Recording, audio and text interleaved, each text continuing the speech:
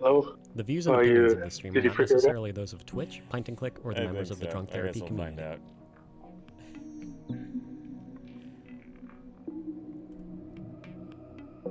Drunk Therapy will begin in 2 minutes.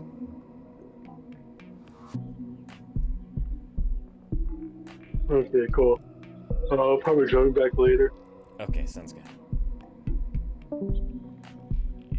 Talk about your mommy and or daddy issues in 1 minute 45 seconds.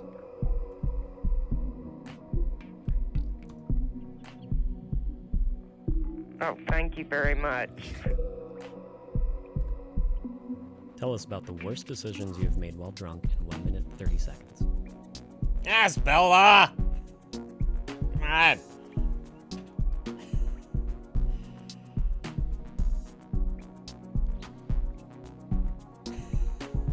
Bastard.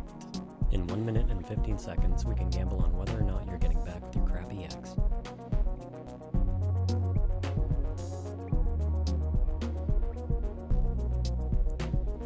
Listen to funny international accents that may or may not turn you on in 1 minute.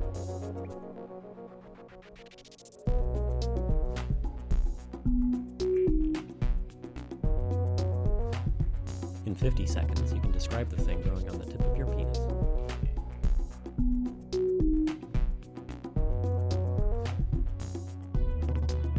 In 1 second, I will say something redundant in 1 second. Ask if it's okay to mix heroin and caffeine in 30 seconds.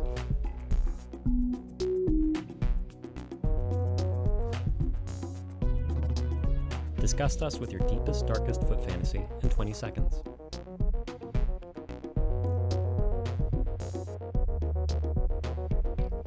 Pint will inform you that he is not a real therapist in 10 seconds. Drunk Therapy goes live in 5, 4, 3.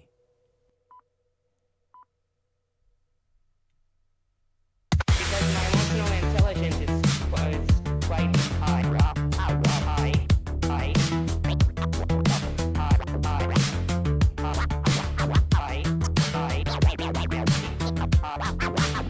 Oh my days.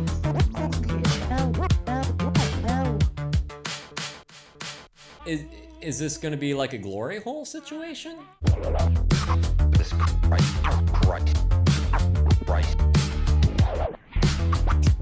Jesus.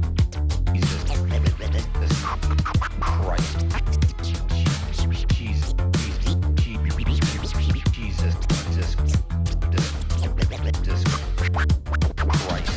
I think this show is complete crap. I think you guys are pigs and you get the hell off the air. Off the air. Off the air.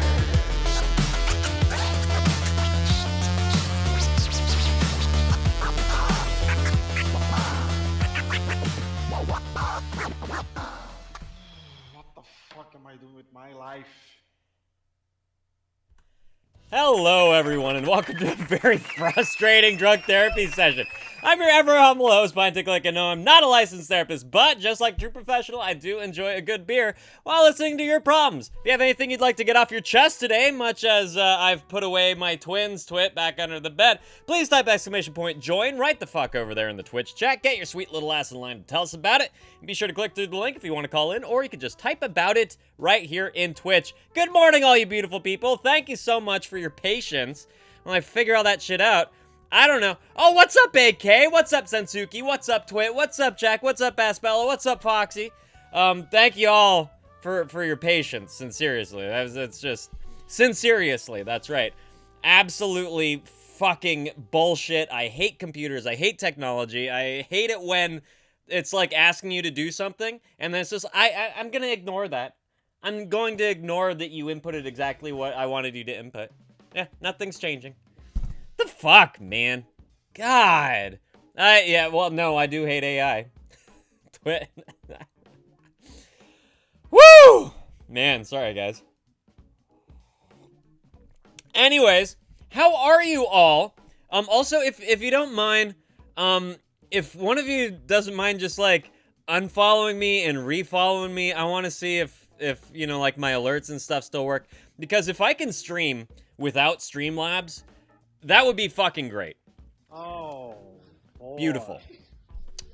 Now Thank you. This is wonderful. Thank you, not Foxy. I don't know. I kind of prefer the fake Foxy, Jack. I'm more of a faux fur guy anyway, you know.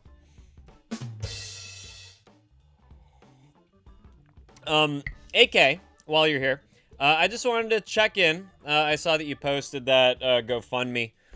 And I just, I want to make sure that you're doing okay with the news. And,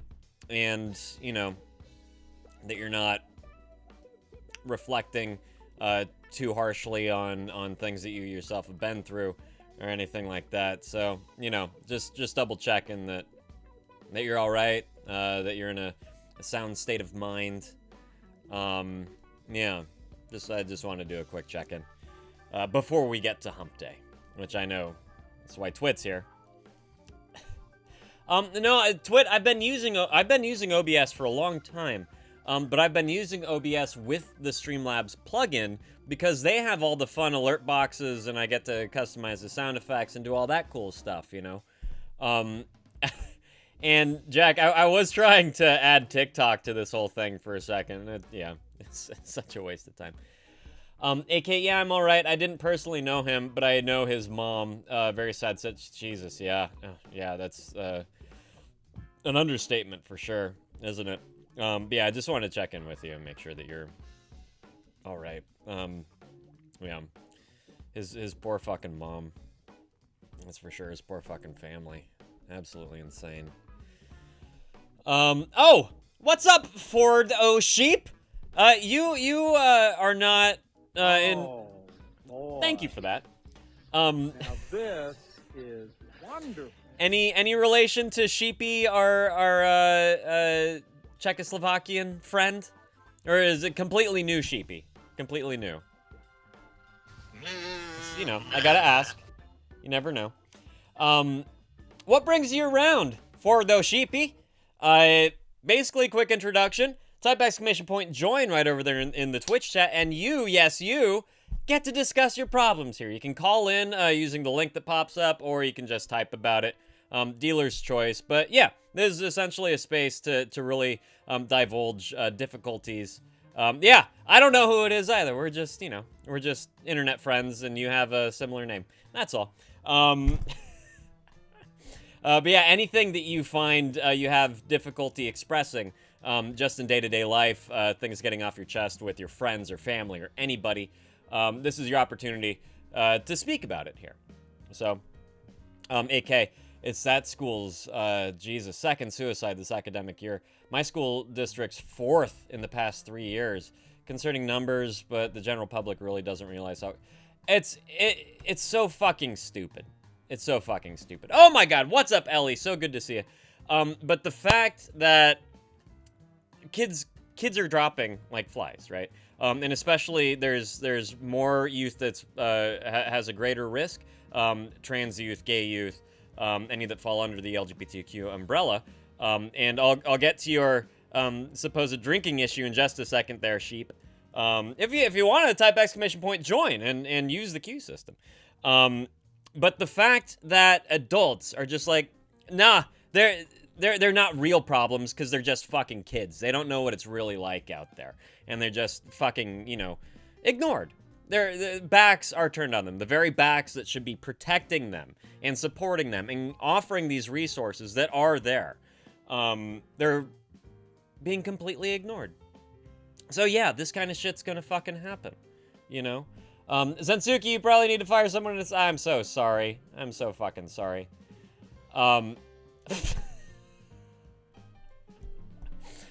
Thanks, Clover. I was wondering where you were, actually. I was, yeah, what's up, Clovid? Good to see you, man. I was thinking about you the other day. I was like, I haven't seen Clover in a minute. Well, I guess that's why. But, yeah, AK, I mean, yeah.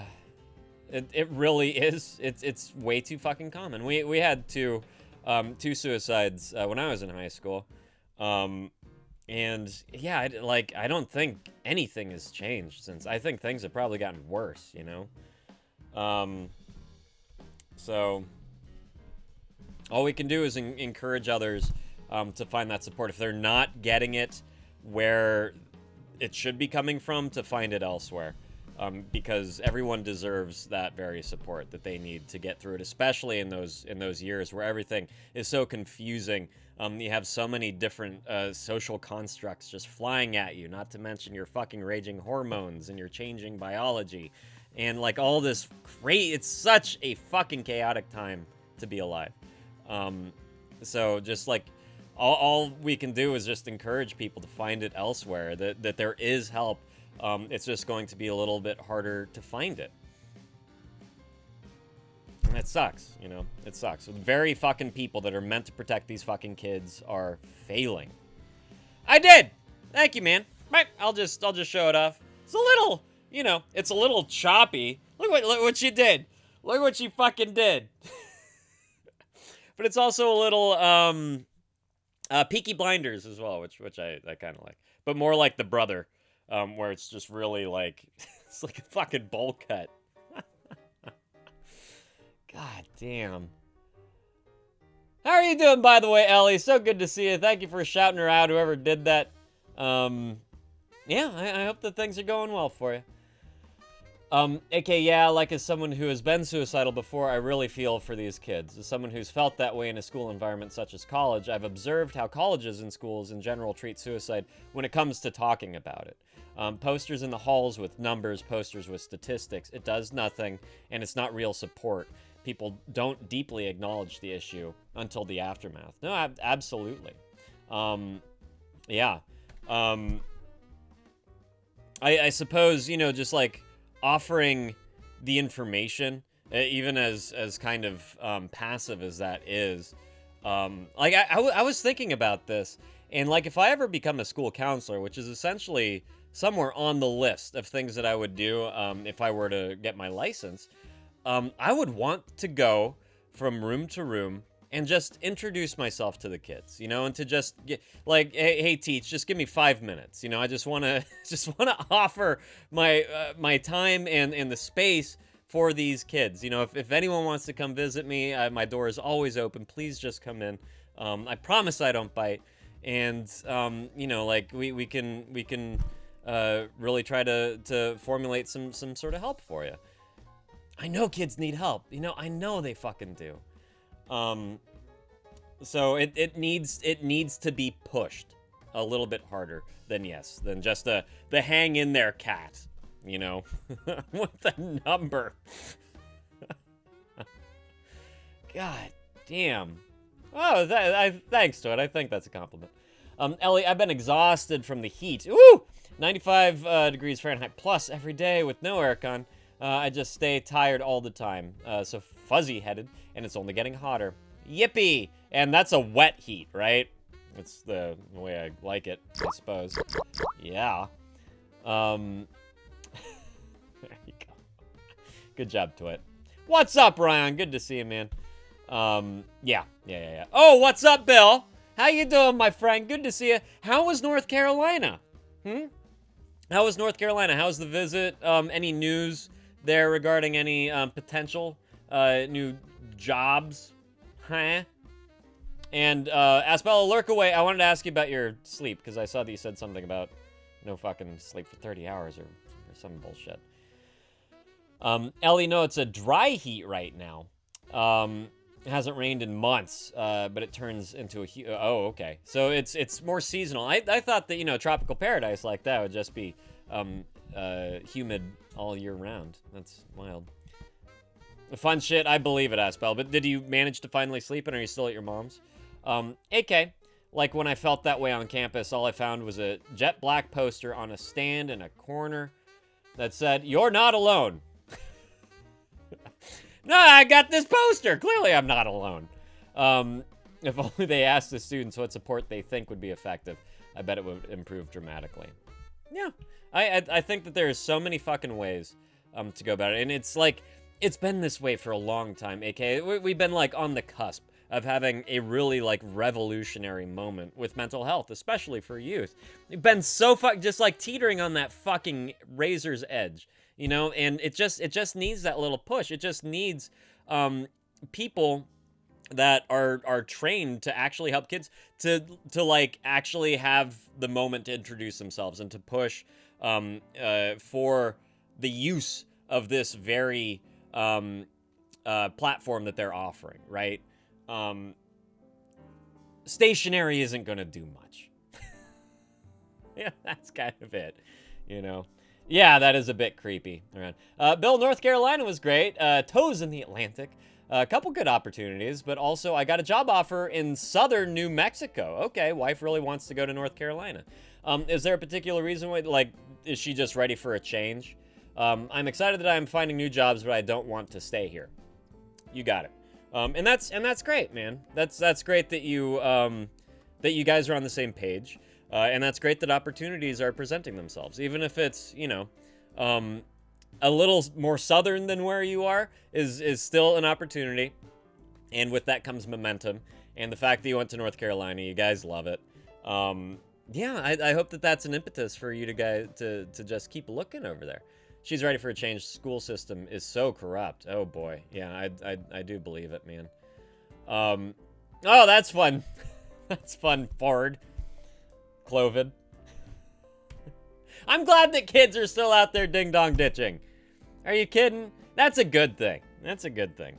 Encourage the flaming bag of shit as well, huh? Bill, now, do you guys have any actual relation to North Carolina, or it was just kind of like, oh, well, this is a thing. It's a state. Does she have any family from North Carolina? Ah, that sucks, man.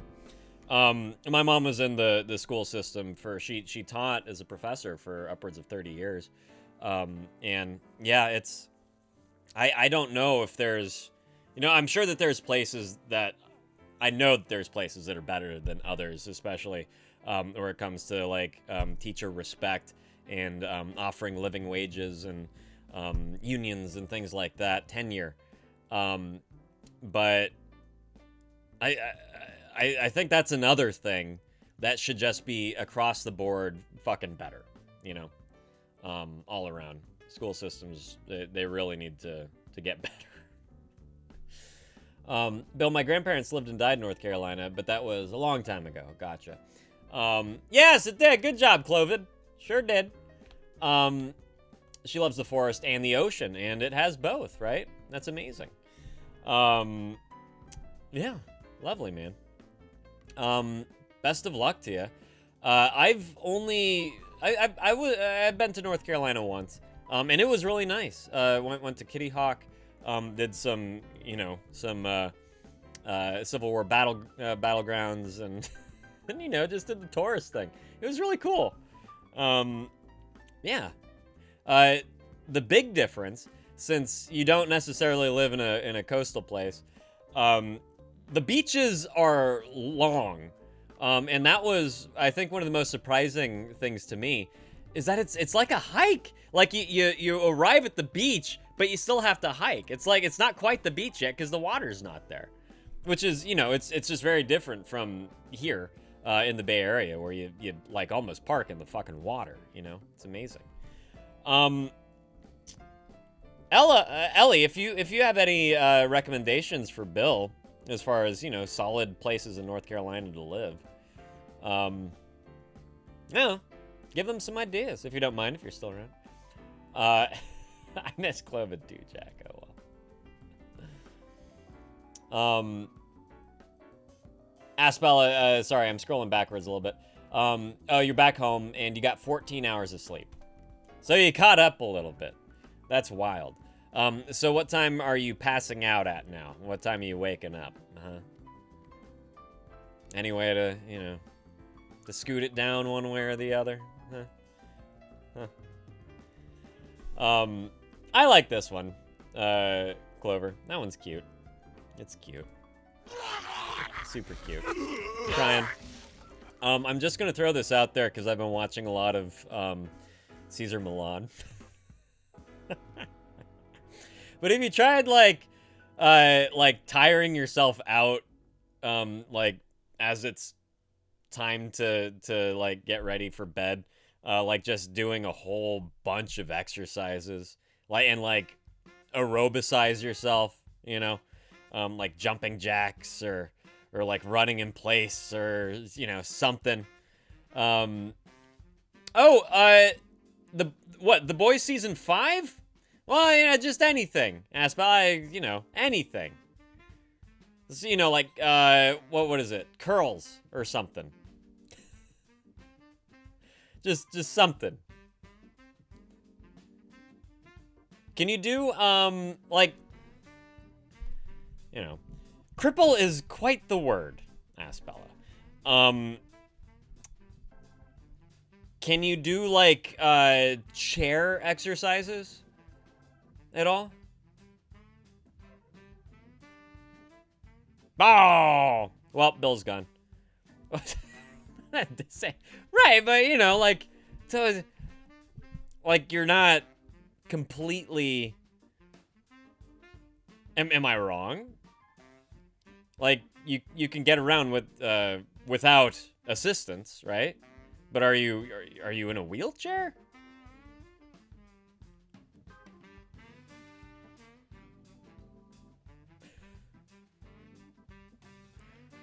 'Cause I've always known that you have, yeah, I've always known that you have, that you're disabled to a certain extent, but I know that you can, like, feed yourself and you can do some things for yourself.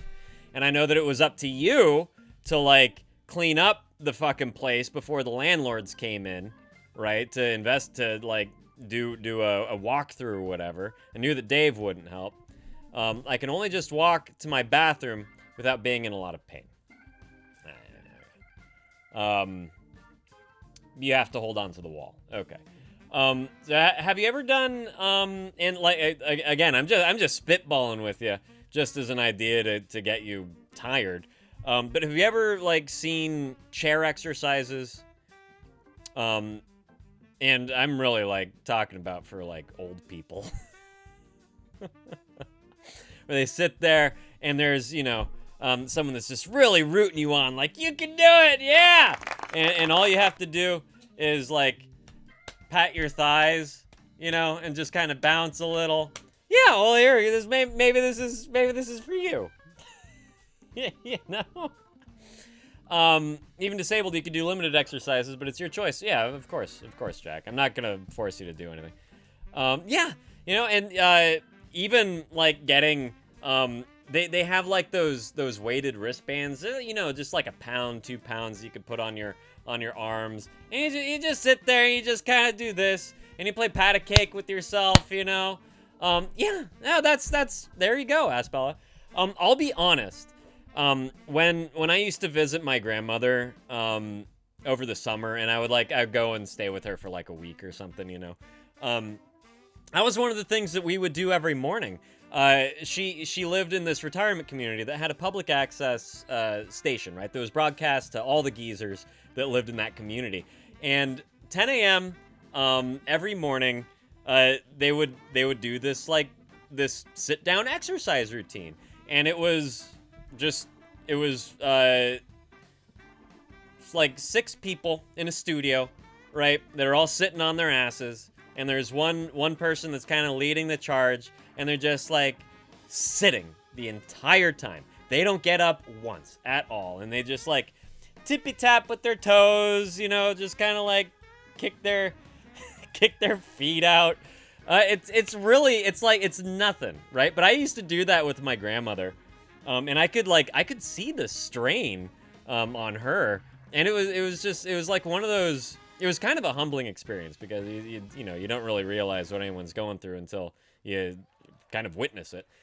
But it was also very centering, you know. It was also just like very meditative and just like counting and watching these old people smile and kick out their fucking feet. Yeah, that's really cute. Just a, you know, just an idea. I don't know. So I have the soul of an old man, Asbella. So you and I are not so different. Huey, yeah, I jumped up and I ran laps around her. I did jumping jacks in front of her, and then I twerked at the TV set and said, "Eat this, you old fogies!" And then I ran off and drank all of her boxed wine. Yeah, that's what I did. Yeah, feet. pulled out her old foot pussy. Sorry, Jack. I mentioned feet way too much. Didn't I? How are you doing today, Not Huey? So good to see you. We have Not Huey and Not Foxy in the same fucking room. What do you know? I don't know who these people are. Come on now. Foxy, I wanted to check in on you too. Ask how you're doing. What's going on? What's new? How's class?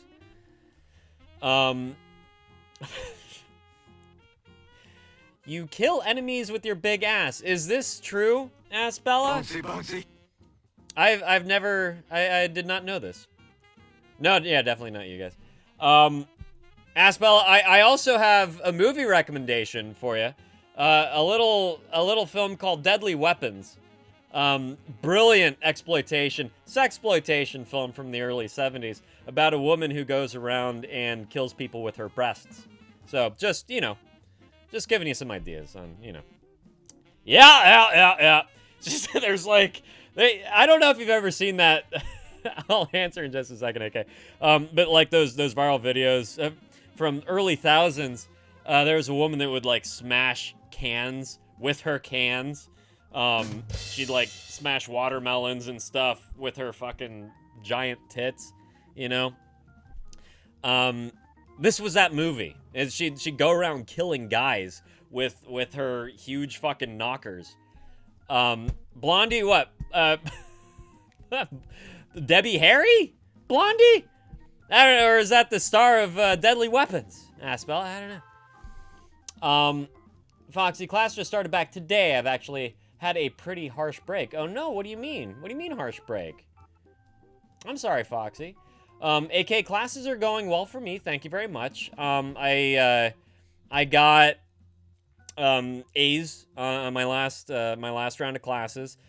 Got an A on one of my midterms this semester so far. Waiting on the results of my other midterms. So yeah, so far so good. It's just a shit ton of fucking reading. I've been doing nothing since Sunday night. I took a break to stream. I took a break to go pick up my kid and all that stuff.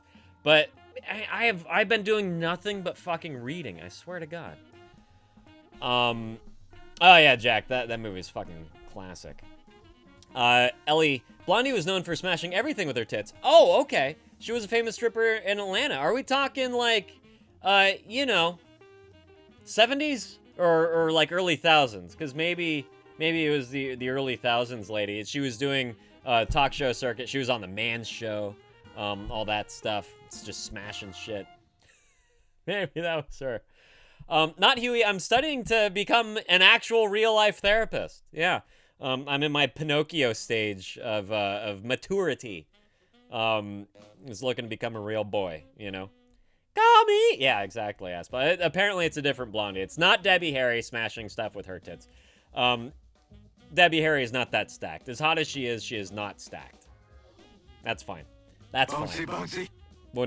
Wouldn't have stopped me from, getting with Blondie if I had the opportunity back then. Oh, boy.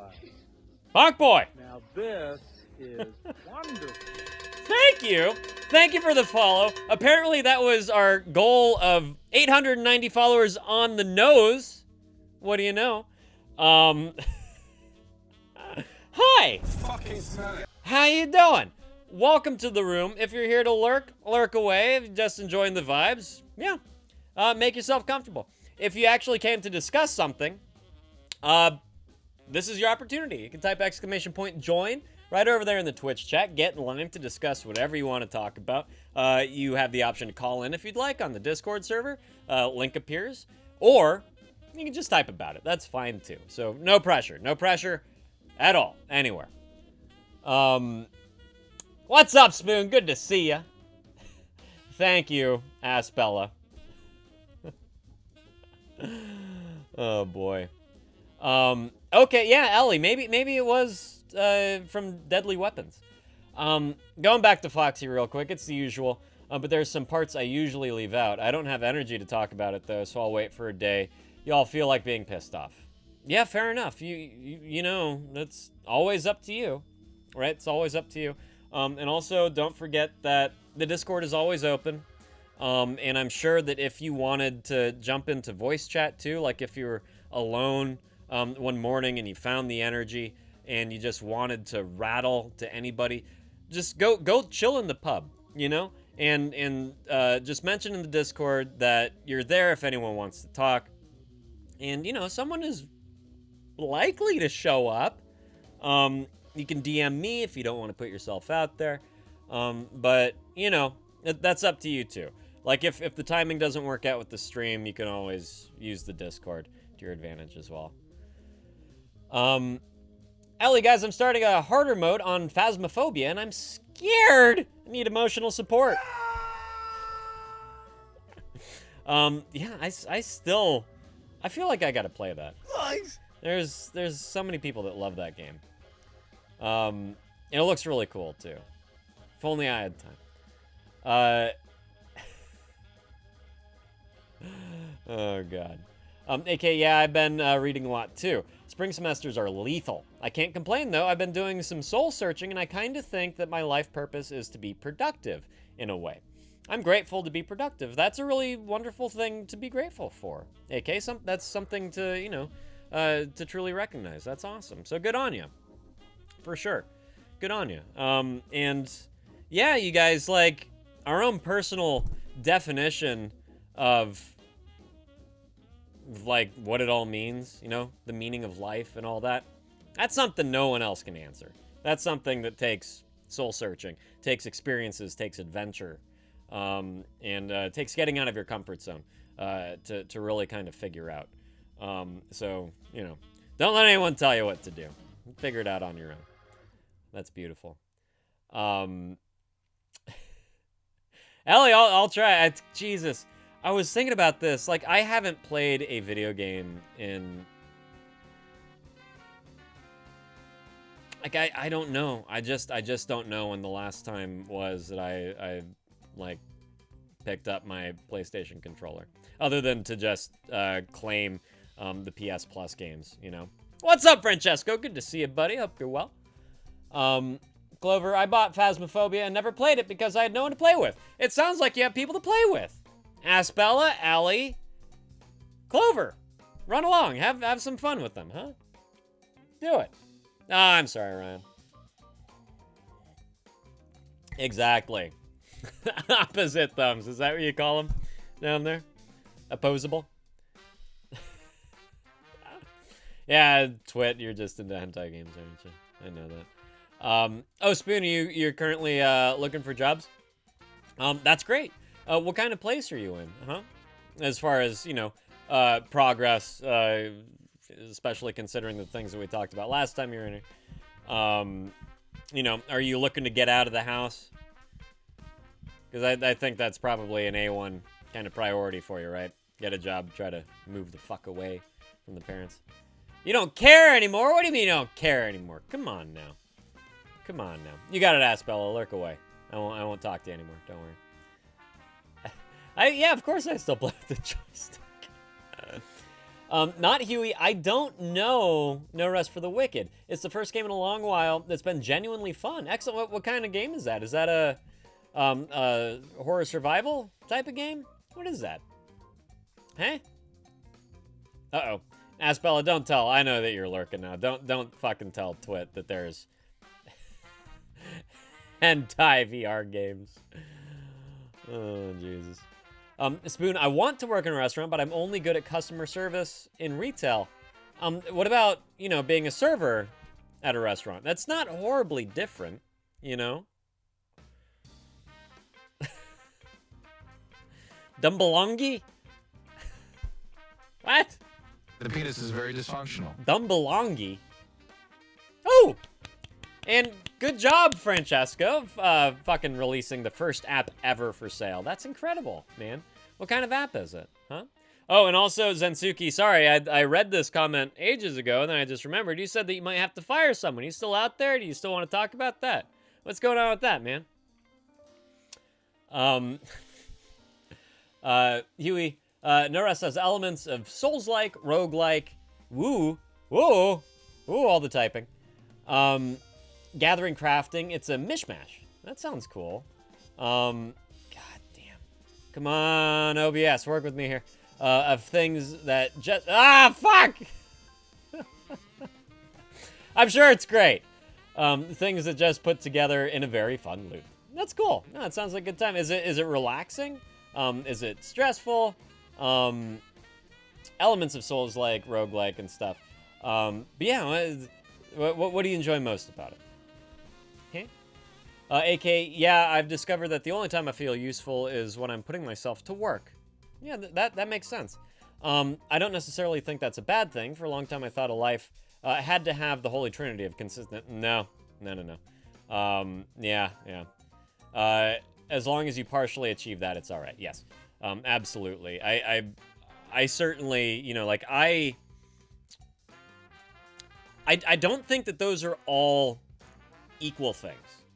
You know, I feel like things like personally for me, acts of service grants me the others. You know, I am more content when I feel of use, and I am more fulfilled just as a member of fucking humanity when I am of service. So I think that those things aren't necessarily along a linear path or even necessarily part of a circle. I think that those it's almost like a food pyramid or something, right? Like one kind of feeds into the other, hierarchical kind of trinity. Anyway, Spoon, you have a job as a barista right now, but it is too difficult for you. The barista part, what about being, you know, like a cashier at the cafe? While you get more, you know, training to be an effective barista. Huey, no rest is a good blend of stressful and relaxation and relaxing, where it grabs you at the right times, but there's down times that are less intense, but still rewarding feeling. Yeah, that sounds really good, actually. I can get behind that. I can totally get behind that. Francesco, the app that you made is an app for game devs, so they can add an AI system in the back end of code, so the NPCs, right, you were mentioning this, can do tasks and talk like with autonomy. They remember, behave like humans, and can trigger actions as well. That's so fucking cool, man. Best of luck selling that. That sounds like something that people would just be chomping at the bits to get, truly. Yeah, Ryan, you got to keep busy or you lose your functionality. I hear you. And I certainly understand where that becomes more of an escapism as well.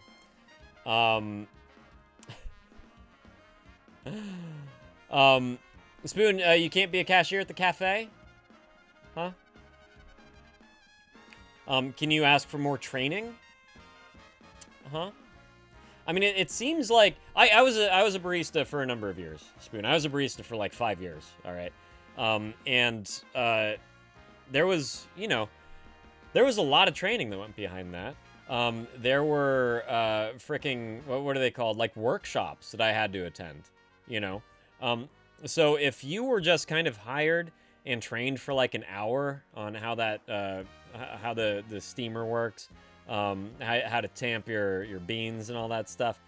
I do make a mean coffee. I can sling some beans, let me tell you what. Oh, okay, so they're still training you. Okay. Well then, you know, then don't tell yourself it's too hard. You haven't finished the training yet, you know? It's just like anything else. It really is. There's a learning curve. And fuck, dude, if I can do it, if my coworkers at that fucking cafe could do it, you can do it too. Seriously. All it takes is time and experience. That's all it fucking takes, truly. All right.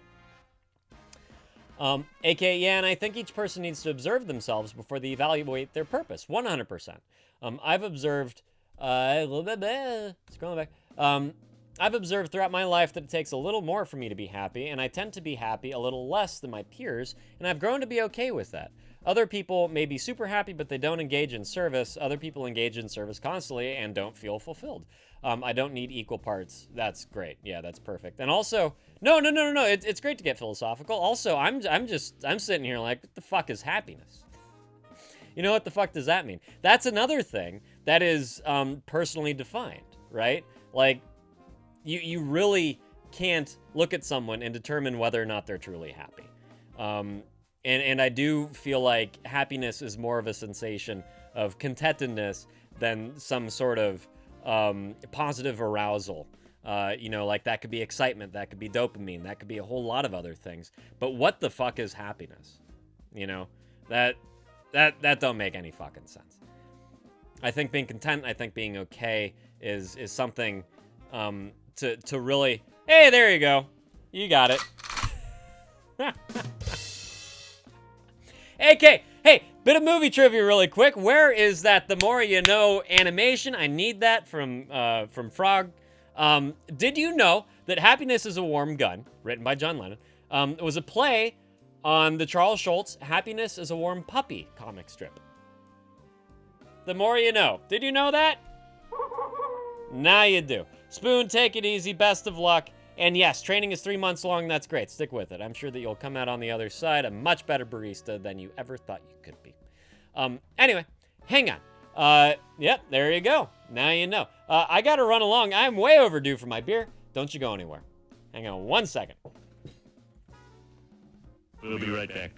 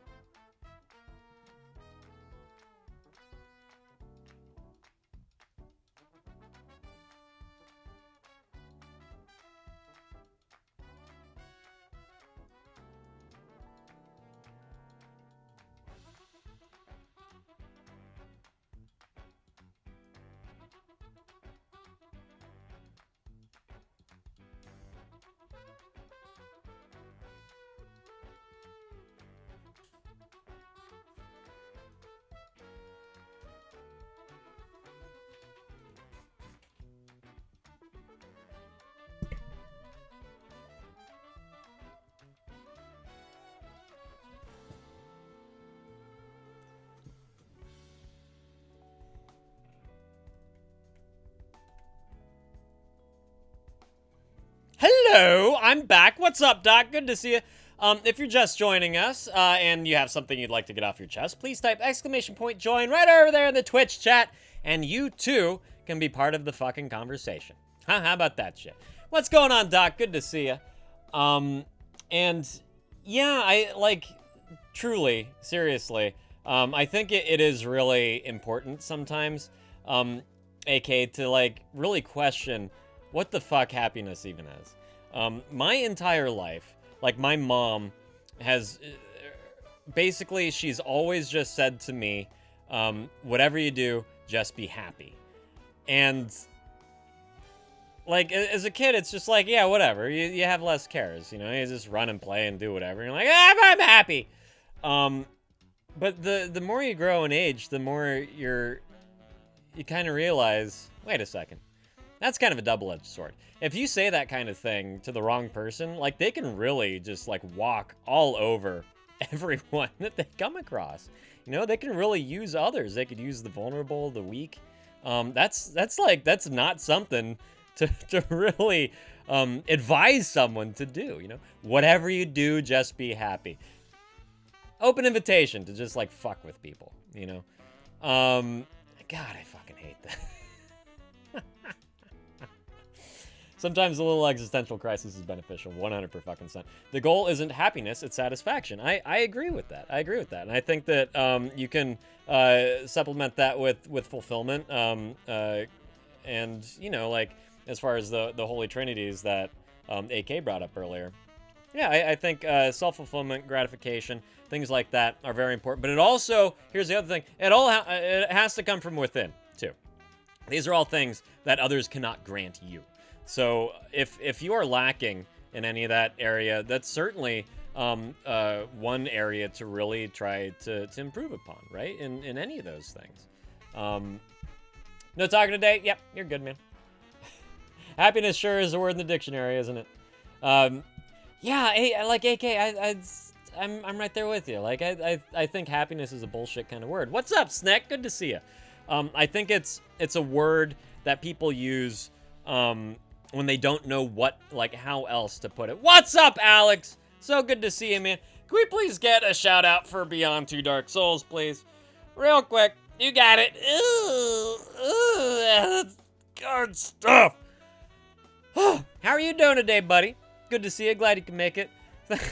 Thanks for all the kind words and words of encouragement behind closed doors you've been offering me, man. It's really, it's it is really helpful hearing something like that from a person as beautiful as yourself. So, cheers to you, bud. Appreciate you.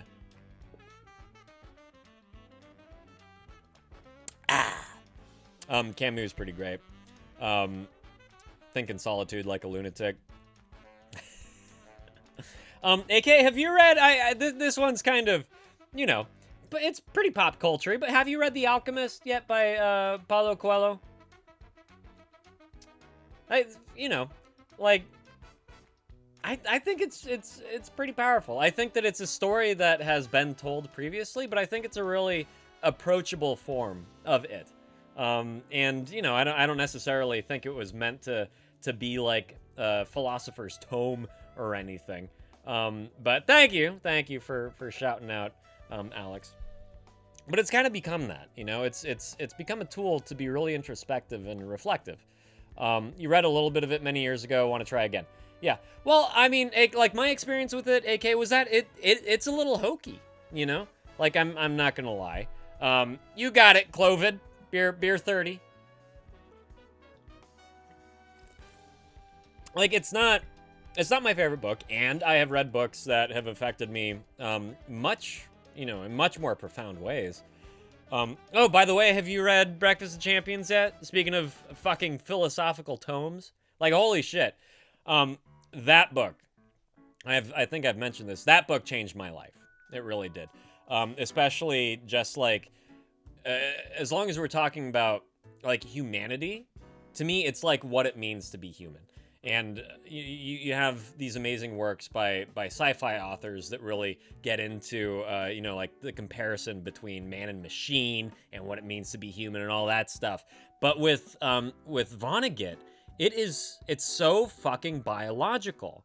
And it dismantled and rebuilt my perceptions of humanity.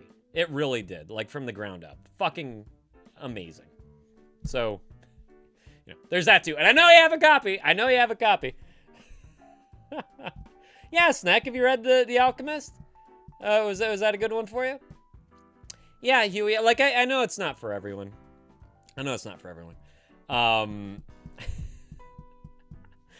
Yeah, good on you, Clover. That's one way to use a book, I suppose, right? AK, yeah, through my solitary philosophical thinking, I've come to the conclusion that I think nothing has meaning whatsoever. People fabricate meanings. If I were to take pre-existing thoughts away about everything for myself and others, nothing matters. Nothing will matter, and nothing has ever. Okay, good. I'm glad it's on your summer list. These are social constructs, what you were describing. Pretty much everything that you've been given as far as knowledge and growth, all these things, perceptions of yourself, perceptions of others, perceptions of inanimate objects and other biological creatures, everything is a social construct.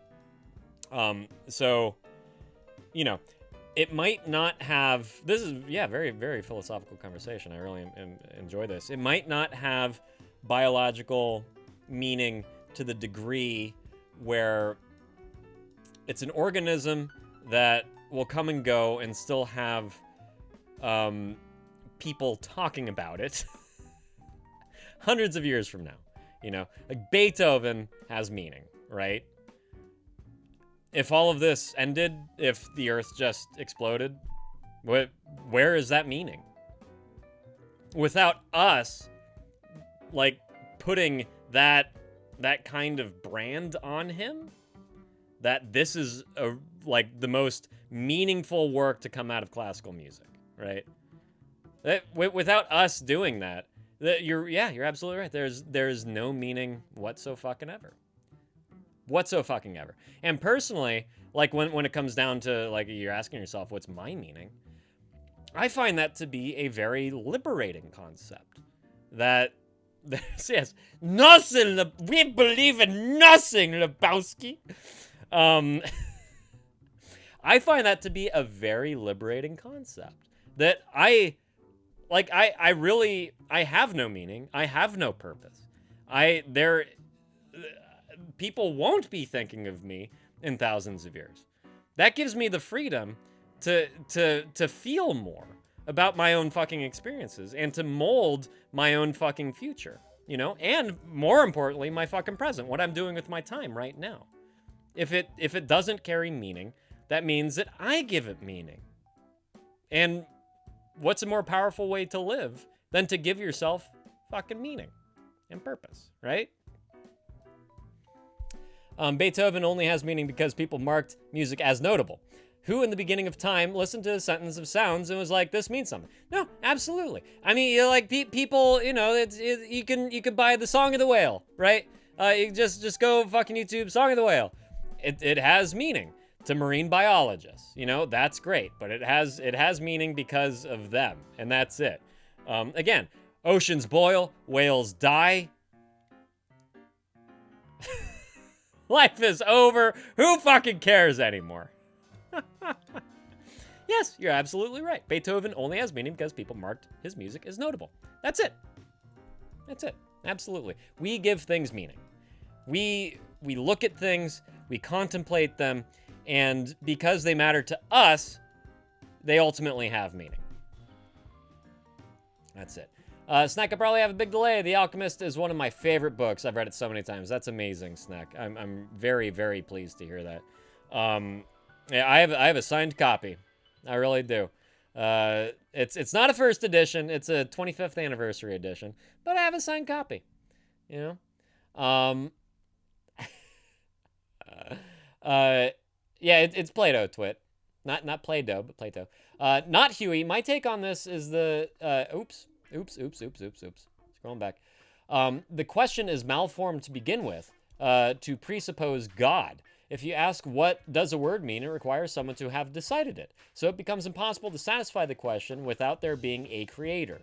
But I don't think it's really what we want to ask. If I'm a mad scientist and the meaning behind my lab rat's life is to be experimented on, is that what we even want?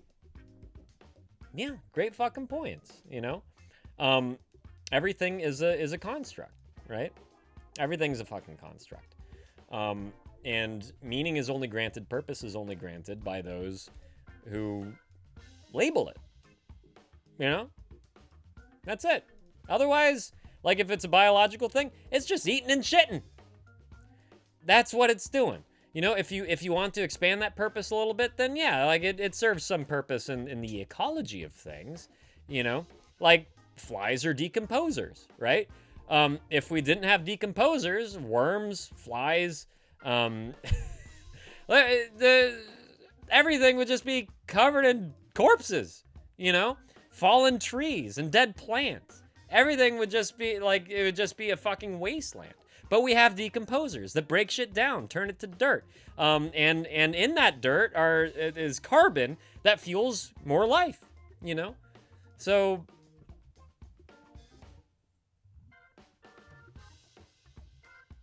the meaning of life is to eat and shit. And that is it. It's not even to procreate. That's it. Not even to procreate. Yeah. That's it, Twit. That's it.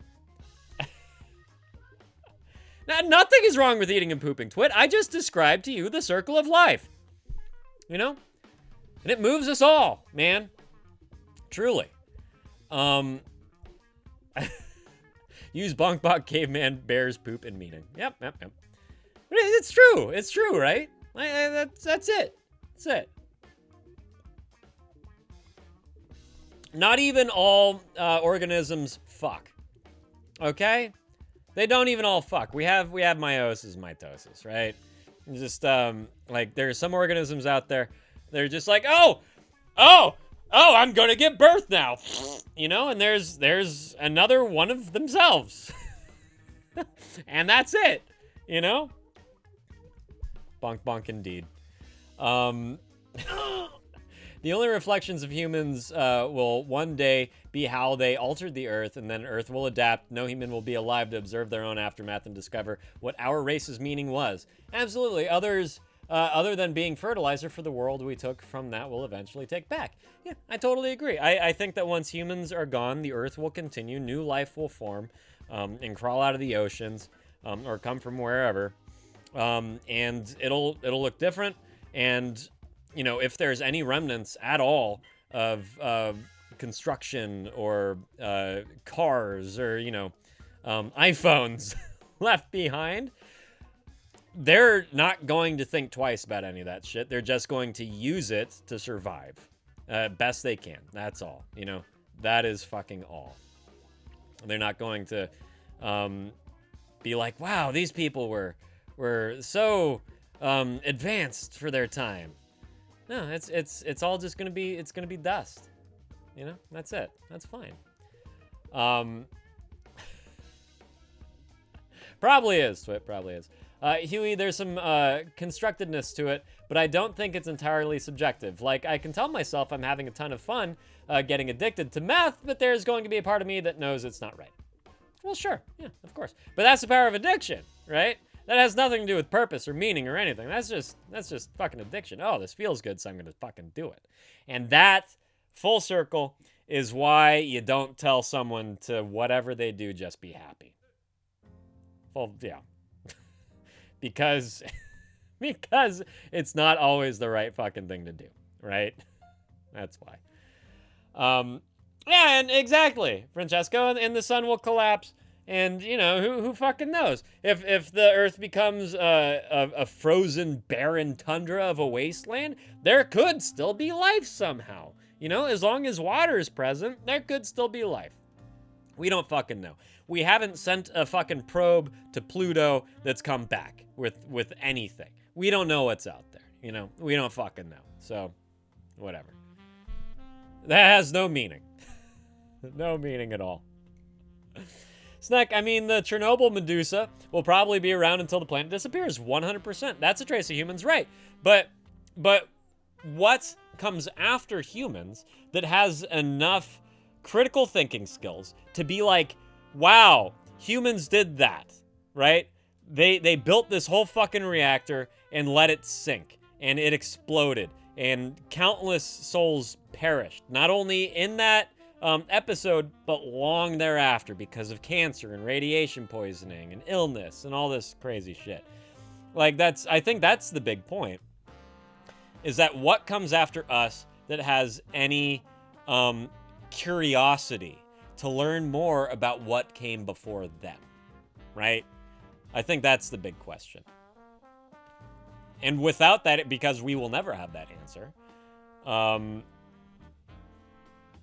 I think that makes all of this meaningless. Yeah, exactly, Twit. She pulled out her old foot pussy. That elephant foot. Why don't you go see if an elephant facial will rid it of its radiation. Oh, enjoy. Fucking enjoy. Happiness, high service, saving other people from having the gross meth fulfillment, ongoing meth. There you go. Yeah. And see, that's why I think that this leads back to personal power, right? As far as meaning is concerned, that is left up to you. What your own personal meaning is of life, of your actions, of what you do with your time, your purpose, all that stuff. The fact that it doesn't matter in the long run, that's not a curse. That's not something to fear. That's something that should empower you and make sure that you do what you can with the time that you're given. And that's it. Thank you. Thank you very much. Thank you, J.R.R. Tolkien.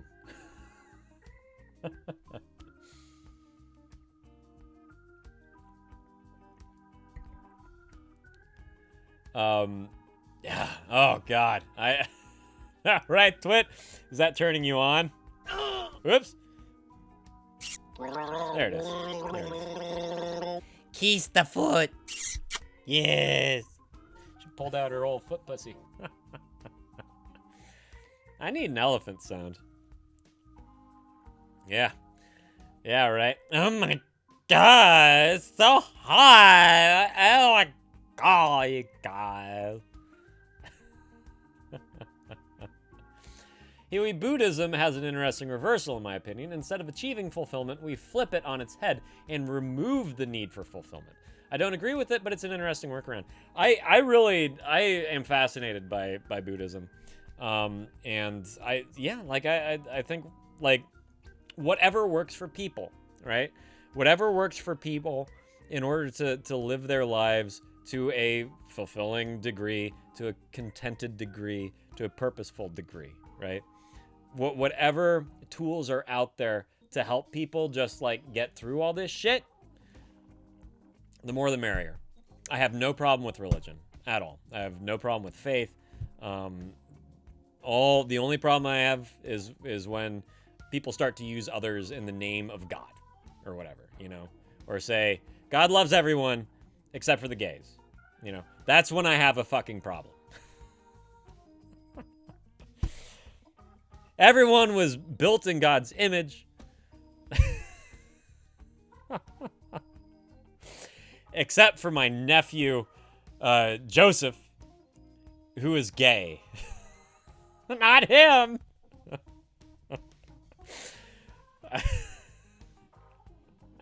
God rested the day Joseph was born, I'll tell you what. Oh my God. Clover, very good question. Hey, paging Dr. Jack. Dr. Jack's me off. You out there? Magic Jack? Do you like a little funk with your foot, or do you like a clean foot? You like bunions? You like lint? You like cheese? What do you like? As long as we're on the topic. Dirty is okay. What is preferable, Jack? AK, lol, I remember back in senior year, my teacher slightly tried to stop me from reading Myth of Sisyphus. Why? And I did it.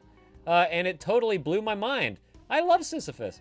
Yeah, of course. Of course, AK. Well, are you talking about, like, some novelization of it? Or are you talking about the actual, like, Edith Hamilton translation of the Myth of Sisyphus? Because I love mythology. And Sisyphus is one of my favorites. And it's so metaphorical. It's the perfect analogy. Oh, from Camus. No, I have not read that one. Okay, well, there we go. I'll have to do that. I'll have to do that. I do like me some Camus, for sure. Thank you for the recommendation. I'll add it to my list and get to it in 3 years, and I'm done with this fucking college shit. No. Ooh, sorry. Ooh, this got an offer for a divorce paperwork notarization. Good times. Oh boy. The recommendation, Snack, was The Myth of Sisyphus by Albert Camus, who wrote The Stranger. Did he write The Trial? Was that him? Is that Camus? Old people foot stuff. Oh, God. Clover, my grandma said if I turned out to be queer, she'd kill herself. You no good hooligan. So naturally, you're queer, right? That's what happens, Granny. That's what fucking happens. Go on. Go on. Oh, Jesus.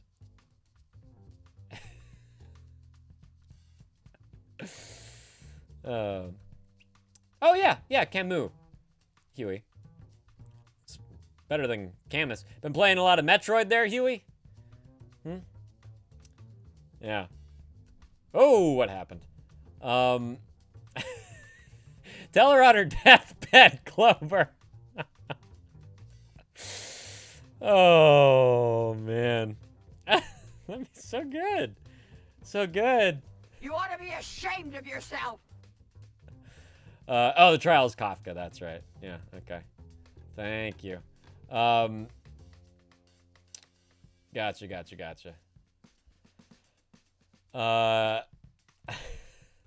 Oh, Snack, you getting out of here? You running along to read The Myth of Sisyphus? Is that what's up? Later. Have a go and Snack. Take care of yourself.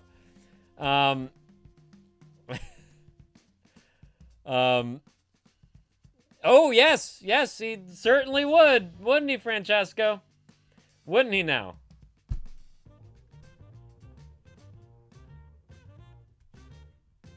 Kubrick would love this stream, huh?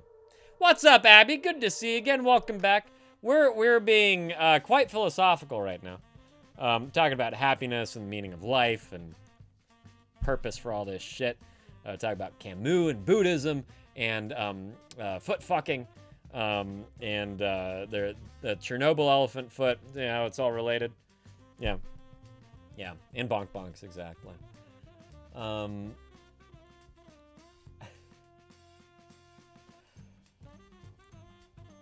Yeah, AK, it sounds like super lighthearted reading. I'm gonna have to check out The Myth of Sisyphus. It's all connected. The lattice of connectivity, right? I say plate, you say shrimp. Suddenly everyone's thinking of plates as shrimp. It's all connected.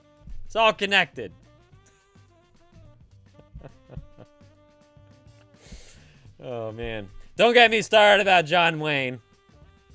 Don't make me do it. All right, Twit, come on in here. Are we gonna talk about feet some more?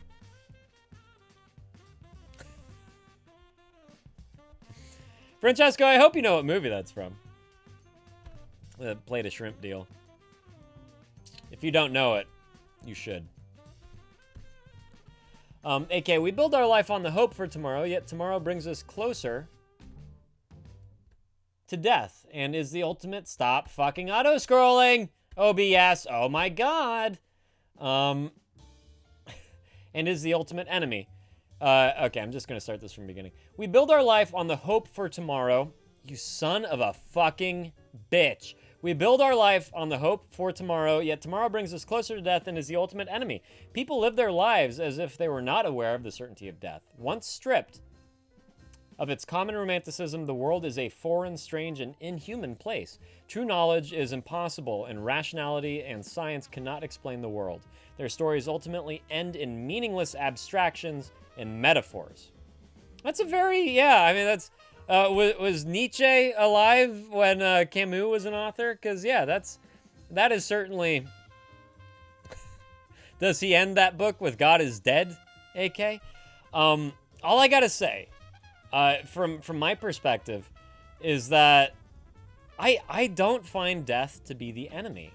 And if anything, I think that all death does is reaffirm life. That's everything that I was talking about earlier. Just about, like, doing the most with the time that we're given. I think that death is the impetus to that. I think that death, the fact that we're all mortal, we're all going to die someday, we're all going to experience that. It's going to be our last adventure, right?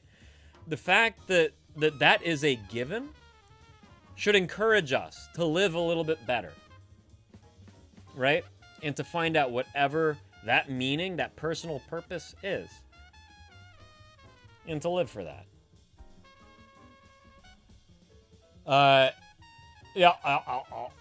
Spiritual predecessor. Yeah, what eras are they from? Like, what are we talking? Like, when was Nietzsche philosophizing, and when was Camus writing his novels? What's the order there? And I'm very curious. Yep. Sorry, Clover. AK, I leave Sisyphus at the foot of the mountain. One always finds one's burden again, but Sisyphus teaches the higher fidelity that negates the gods and raises rocks. He too concludes that all is well. The universe henceforth without a master seems to him neither sterile nor futile. Jesus. Each atom of that stone, each mineral flake of that night-filled mountain in itself forms a world. The struggle itself towards the heights is enough to fill a man's heart. One must imagine Sisyphus happy. That's up to Sisyphus. Now he's just putting words in Sisyphus's mouth. How dare he? How dare he assume that about Sisyphus?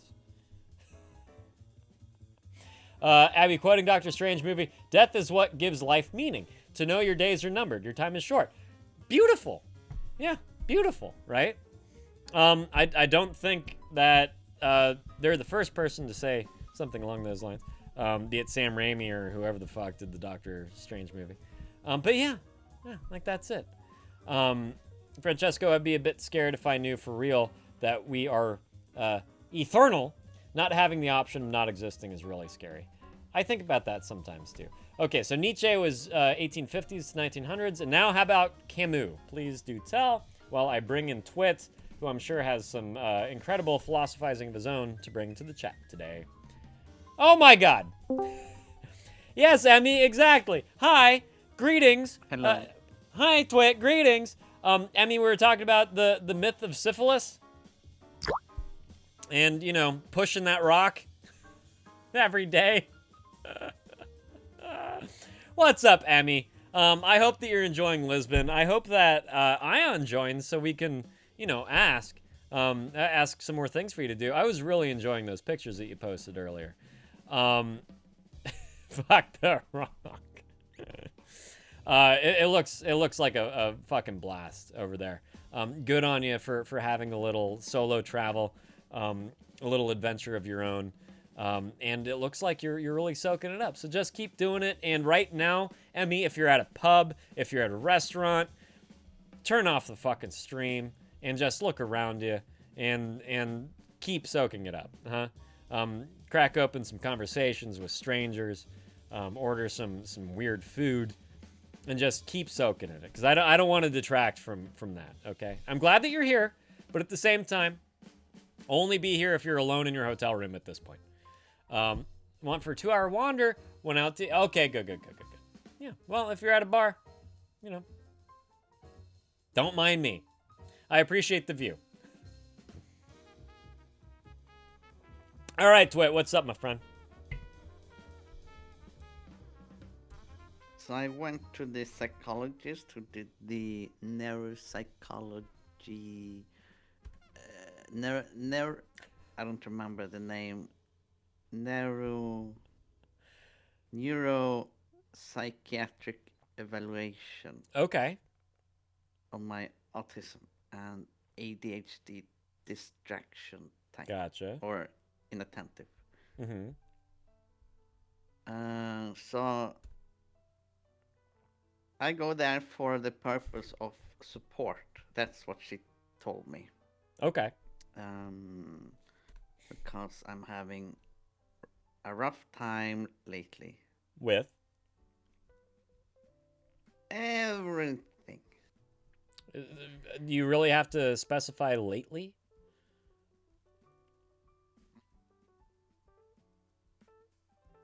No, but for them, lately seems to be very relevant, because if it wasn't, I wouldn't be talking to her for support. Okay. Is this the temporary one, or is this the new one that's going to be more routine? This will be a temporary one. Okay. More like a band-aid. Okay. So to say. Uh-huh. Since I'm still on the queue, Mhm. the 2-year-old queue for Yeah. the real therapy, the Right. real psychologist, Right. the real Dr. Phil. So she gave me a homework to do. Good. Firm believer in homework. She challenges me quite a lot with my thoughts, Mhm. my assumptions, myself, my ideas about life. Emmy's having a reaction to your homework comment. Did I mention I'm glad you're alive, Emmy? Glad you're alive in your hotel room. Did you ask her about solution-focused therapy, Twit? It's not her thing to do. Okay, because she's a neurological. No, she only does a temporary band-aid Right. support. Yeah, and that's exactly why I think solution-focused therapy would be relevant. Solution-focused therapy. It's a brief form of therapy. It's meant to like make things happen fast because time is limited. But I have a lot of time. But not with her. I have Not with all her. the time That's in the point. World. All the time in the world and all the time I need. Time enough at last. Time.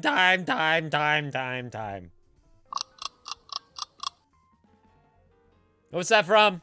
Huh? Come on, what's that from? Twilight Zone. Yes, good job. I knew it. There you go, Emmy. Good choice. $2 Chuck. There you go. I didn't tell her about my whiskey. Oh. Yet. Have you drank whiskey again? No, but I've been close, you know, when I have to deal with my mom's stuff, like pictures and Right.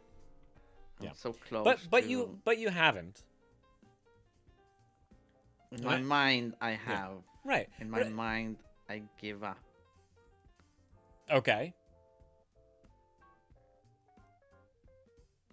I don't really. Exactly. She said that she will help me with stuff. I don't know In what exactly sense? what stuff. I'm not sure. Okay. Since now, next week, I'm going to bury the ashes of my mother. Right. So I guess that has to be dealt with somehow emotionally or whatever. Yeah. But how can I do that when I have alexithymia and my freaking pills makes it very... How do you say? In Swedish, it's called dimmig. Dimma. Oh, In yeah, okay. English, Yeah. it's called dimming. No. Anyways. Foggy. Foggy, that's what I was going to say. Foggy. Foggy. It's very foggy. Yeah, I can't really... Okay. I can't Your thoughts, see or sense my perceptions? emotions. Okay. The more of this pill I take, the more Yeah. foggy it gets. The thicker it gets. Yeah. Okay. Thicker like a rapper's ladies what is it called? Music video booty. Yeah. Like that. Yes. I hear you. Like a So, fly girl. I can't sense it. And she tells me that she will help me anyway. I don't know how. But it will be very interesting. Yeah. I mean, there's certain interventions and means of cracking open those harder to reach emotions. They're called soft emotions, and they're way deep down in there. And oftentimes you really do need some guidance in order to figure that all out. Next to my kill everyone on planet Earth emotions. Yes. No, that's called a heart emotion. Oh. That's why you can recognize it so easily. No, that's, yeah. She'll probably bring you through some exercises to try to figure some of that shit out. Yeah. I don't know. What's your homework? It's about... It's like a mind map where the outer edges is like... it has... things that I wish to have. Things that I wish in my life to exist. Like a... Okay. girlfriend. A job that has the salary. Celery? That Elon Musk have. The same salary. All this celery. Be the first man to...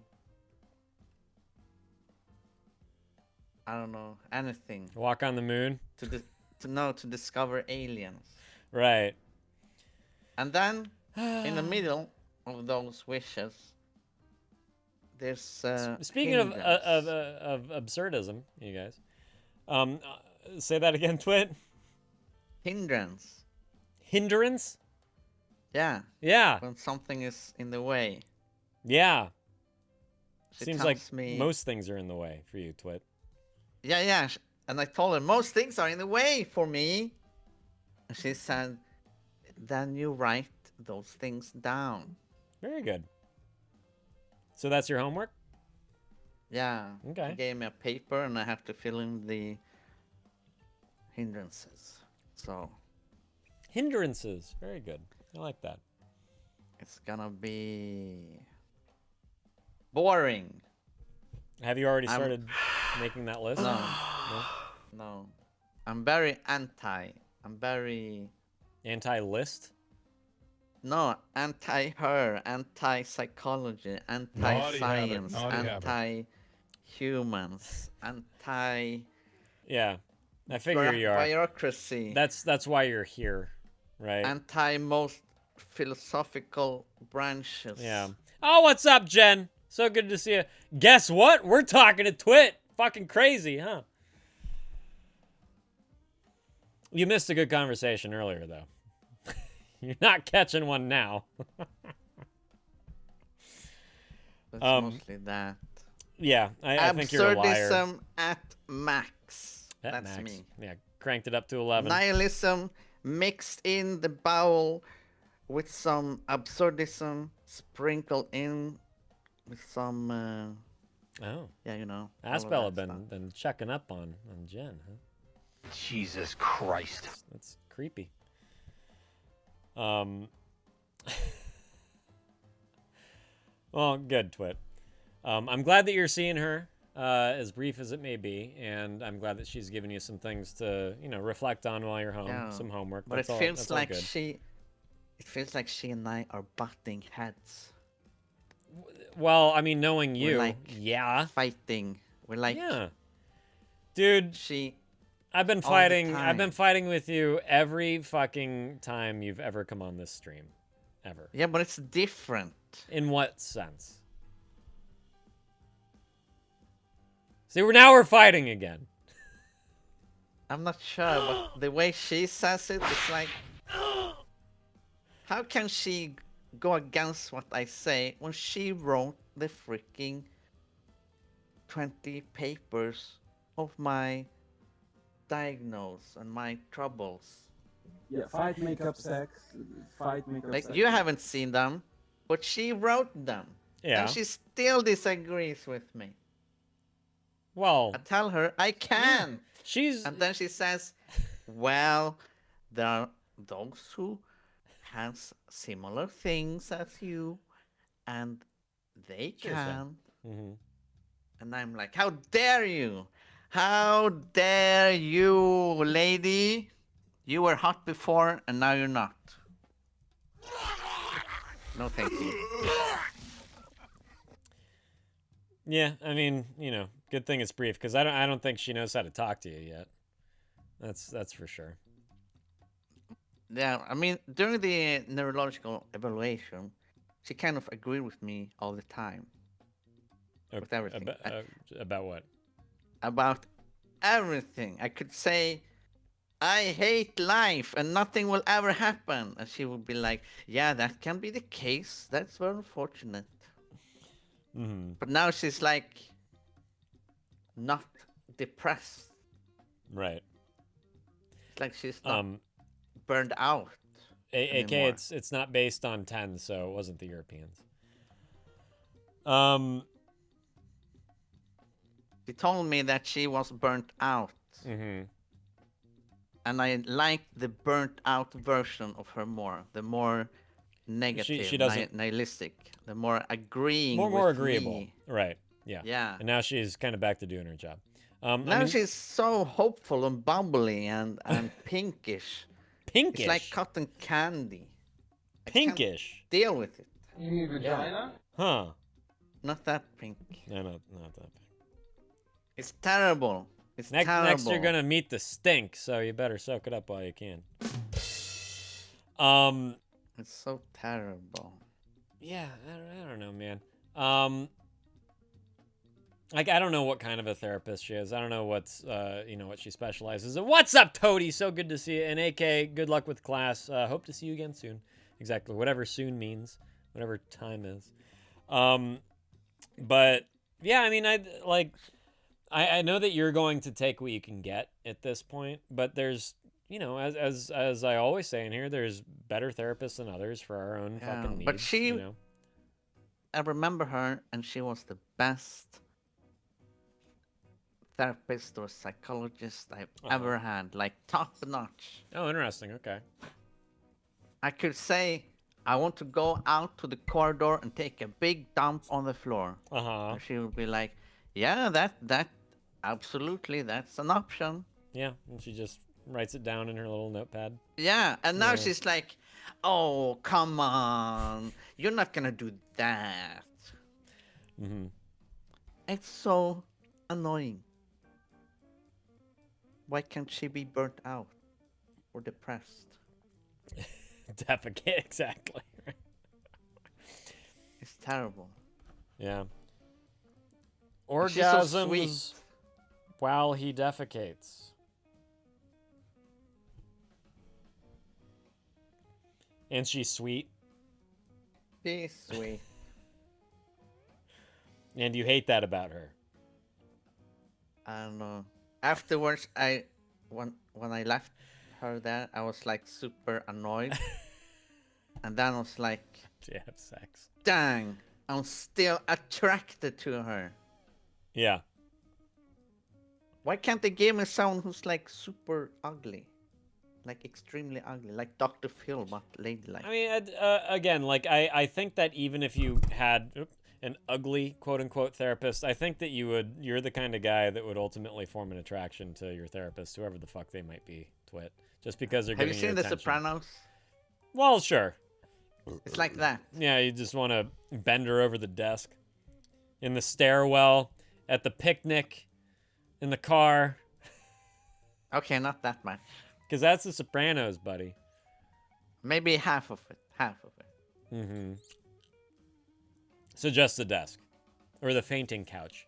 The chaise lounge.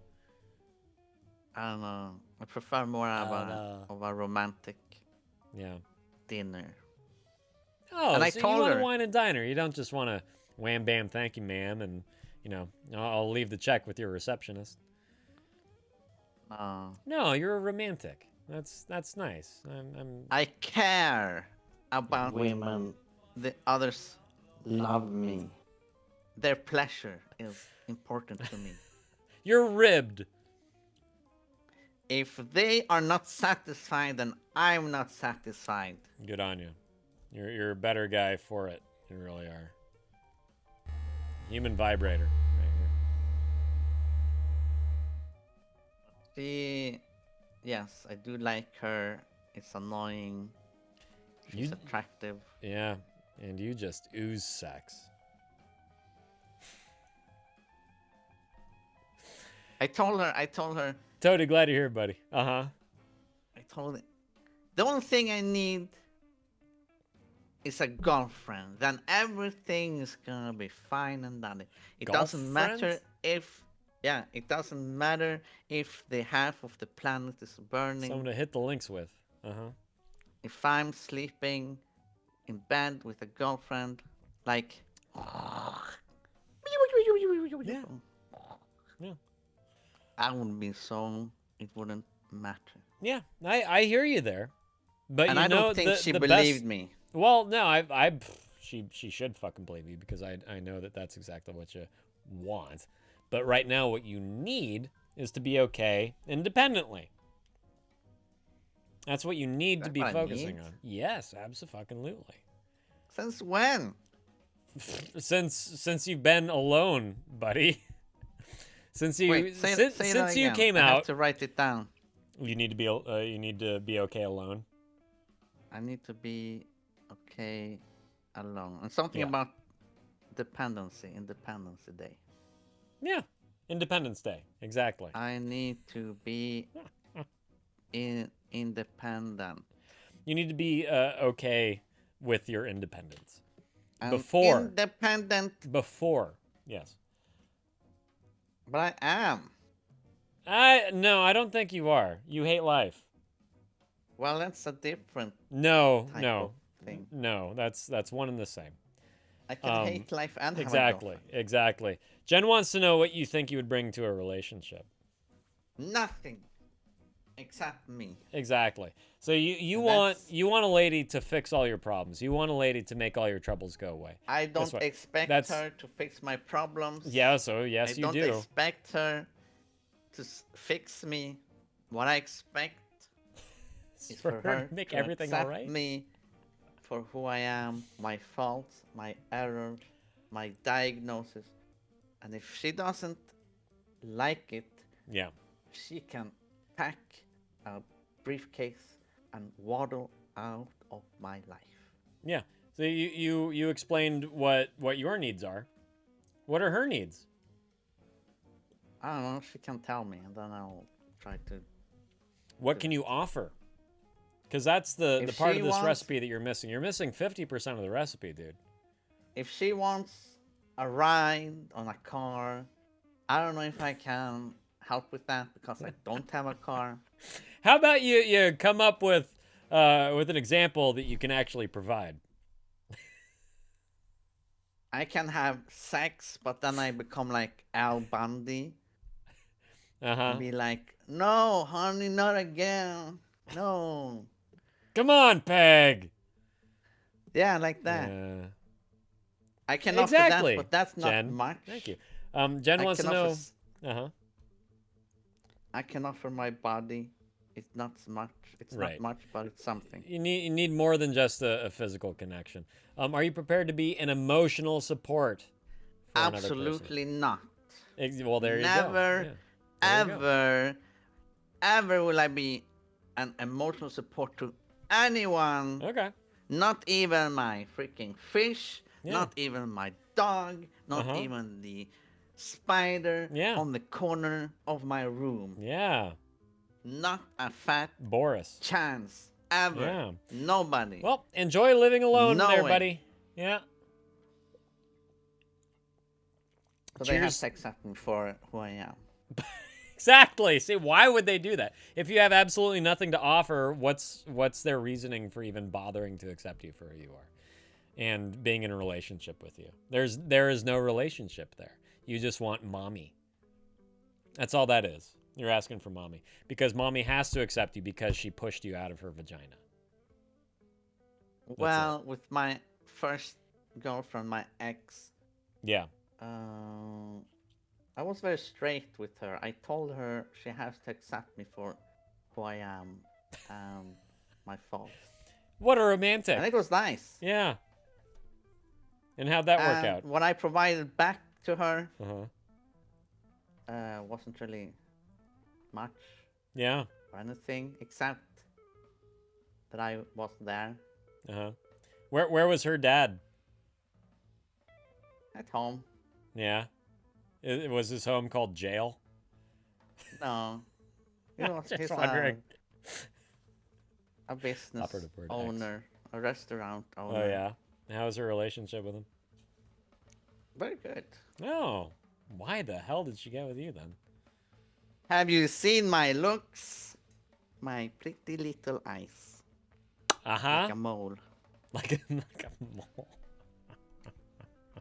So anyways, that's Yeah. what I got to offer. If nobody wants to have any of that, Yeah. these guns, mwah, and the AK-47, mwah, if they don't want any of that, Mole-eyed man. then be my guest. Yeah, okay. Yeah. And leave me the heck alone.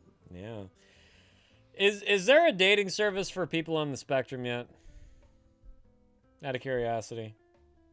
Because there I should be. can probably, It's- I can make an app for that. Hey, that's a great idea. See, there you go. There you go, Twit. That is a useful fucking app. And you, being the creator of said app, you can fill everyone's fucking inbox.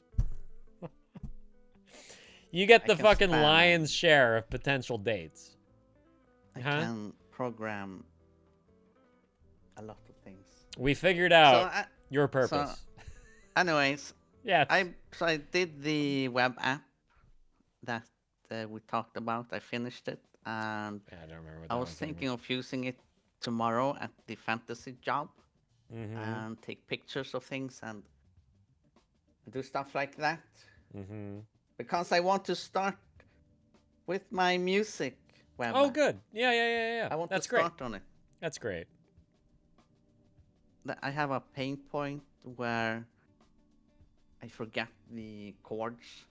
And with that app, I think it will help me so I don't have to remember.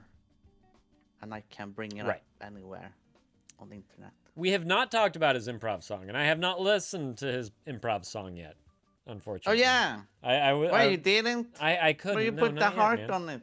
I know, because I wanted to listen to it. Oh. I love that you posted it. Oh. Said I haven't listened to it yet, though.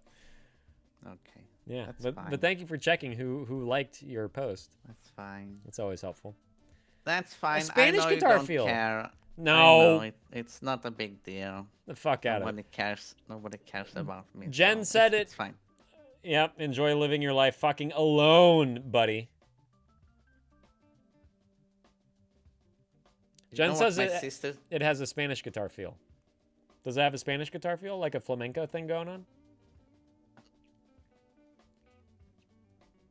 What? I just played. You just played? I just play. I just use my fingers. Yeah, that's all you gotta do. Bling, bling, bling, bling, bling. Yeah, just use your fingers. I don't know how to play. I just play. Does no one do foreplay anymore? No, that's great. That's all you gotta do, you know? That's all anyone's asking you to do. So that's it's been very stressful with the lady. Yeah. Psychologist lady. Psychologist Very lady. stressful. Yeah. Luscious, brown, red hair. So curly straight hair? No, not curly. Just straight. Long to her buttocks. Very thick hair. Yeah. You can make a nest out of that. Yeah. Yeah. The wind can make a merkin out of her that.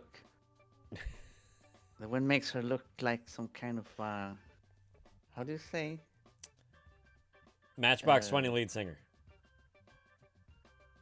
The thing on the Pantene Pro V commercial. A drape. A drape. A drape. Yeah, curtains. Curtains. Yeah, it looks like a curtain. Yeah. Golden silken curtain. She looks like curtains. It's curtains. Yeah. But I think my attraction to her will dissipate. It will be like it will should diminish. I mean, especially once you don't see her anymore, too. Hi, Mermy. How's it going? Cheers. Glad that you're here. What's going on? Can we please get a shout out for Space Mermy, please? And if you're not following Space Mermy yet, how dare you? Go fucking follow Space Mermy, please. How are things? How was your break? Get to anything fun? Did you have a break at all? Have a little Easter celebration at all? You know, go out hunting wabbits, anything like that? That's what I do on Easter. I kill some bunnies. You know, I can be and then I pelt them with eggs. Yes. I can be emotionally supportive, but with a 10-foot pole. Hey, there you go. That's a good call. I think that's for the benefit of the person you're trying to support, Twit. That's not for your benefit. So I don't get burned out. Right, sure, yeah. Mermy, mine was great. Thank you for asking. My son had last week off, and we started that week by going up north into wine country. It was mine and my wife's anniversary.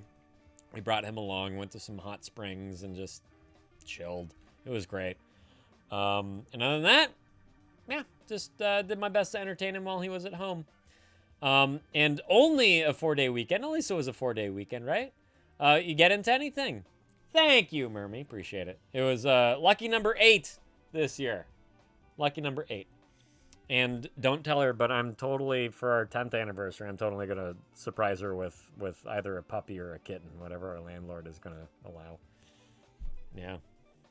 So, if you know any puppy or kitten rescues in the Bay Area, send me a link. What were we talking about? Twit? The last thing I want to say is yes, please.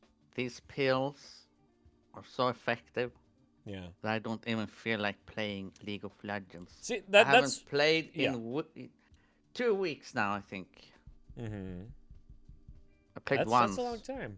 That's a long time. And I got bored maybe a week ago. That's what I was going to say earlier, because you said that you were feeling foggy. And when you said recently, and I was going to ask, how recent is this feeling of like fogginess? Does it align with your up dosage of antidepressants?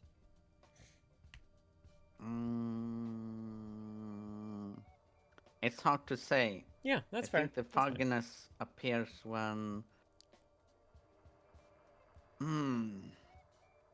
I don't know. Does it come Maybe and go? It's that... I'm not sure. Maybe it's that I feel too much, so it becomes foggy. No, Blazo! How you doing? So if I felt less things, then maybe it would be more clear. I don't know. I don't deal with my emotions. Okay. Do you think you get overwhelmed? Like you get flooded with emotions? Get overwhelmed with emotions constantly. Every day, every minute, every second. And that's from any number of different things? From my autism.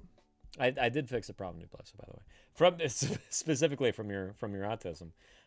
Is it like physical, sensory, emotional? What is the the recipe, if you will? What's the menu? Existing is the recipe. Oh, well.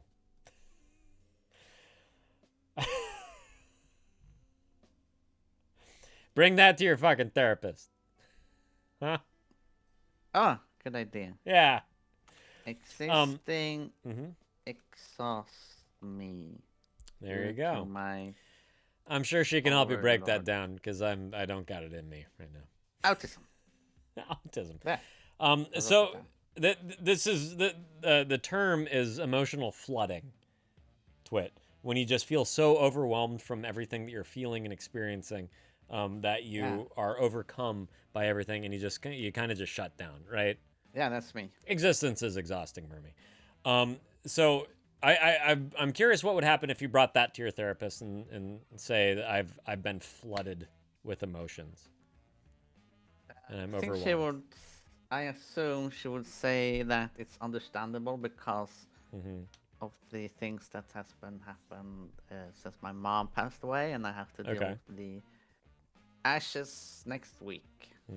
She said something along those lines. I certainly think that that's part of it. And if you have if this fogginess, as you call it, has been a recent experience at all, I do think that this upcoming event of you burying your mom's ashes is something that would be overwhelming for just about anyone. Oh yeah, that's on true. top of everything else that you just kind of live with chronically, So. Yeah.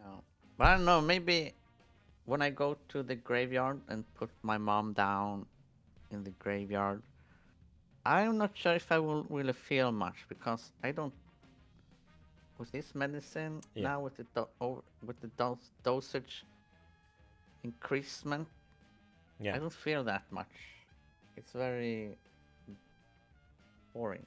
Right. No, I mean that's part of life on antidepressants, right?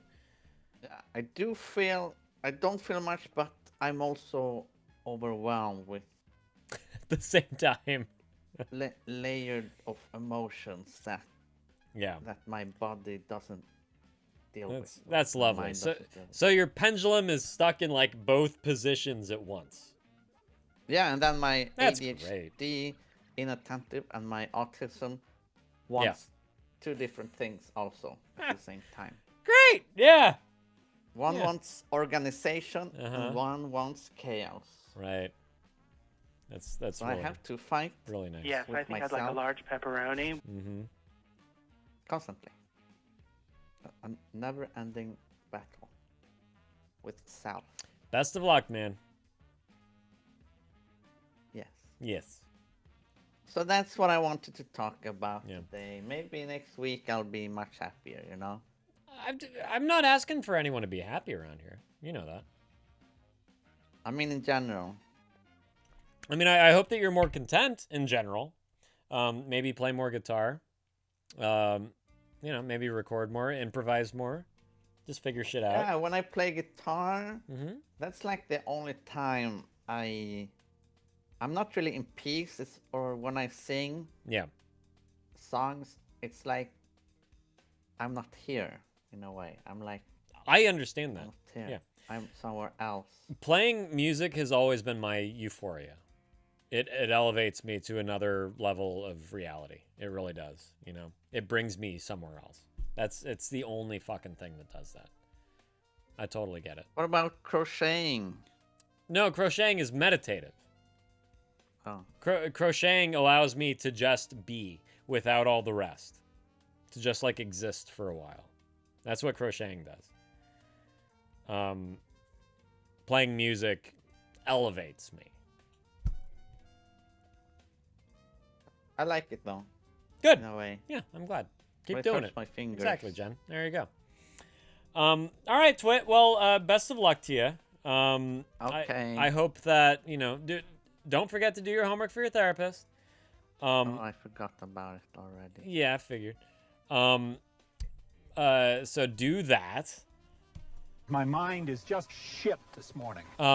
Also, like, bring some of this up with her, too, if you haven't already, you know? The fact that you're emotionally flooded. I hope that she understands that term. Yeah, the first session was mostly about finding out what has happened. Yeah, exactly. As it's supposed to be. Like, that's exactly what it should be, right? But I have it written down. Everything is sent. Okay, cool. Yeah, I mean, all we can do is try, right? We can theorize solutions that may work, and you can try them out. And if they work, they work. If they don't, they don't. Which? Oh, I try. Oh my God, do I try? Yeah, I try all the time. It's, In this institution. Yeah, 4 Non Blondes. Do I try? Yeah. Yep. Okay. Ask myself. It's time. What's going on? Or are we gonna duet? Twit? Ready? 3, 2. I don't 1. know the lyrics. And I said, hi-ya, hi-ya. Come on. That's it. I said, what's going on? okay. Okay, bye. Have a good one. Here, you bitch. Yeah, you too. See you around. Oh, thank you. I'm so glad that you're around for that. Who's up next? I could use a refresher after that. What's up, Dale Corey? Good to see. I know, right?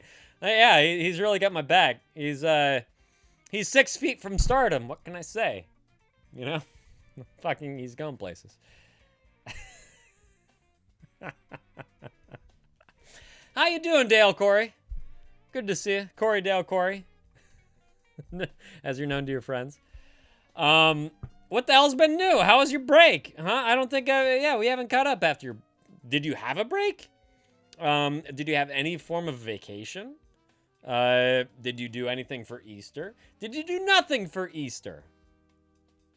Yeah, that's what happened. You went foggy again, Twit, huh? Even though you're the one that brought up those lyrics. Oh my God, do I try, Twit? Come on, I try. Oh, thank you for the shout out for Dale Corey. Corey Dale Corey. And now Bella's back. There we go. Yeah. How are all you guys? All you newcomers welcoming back. Come on.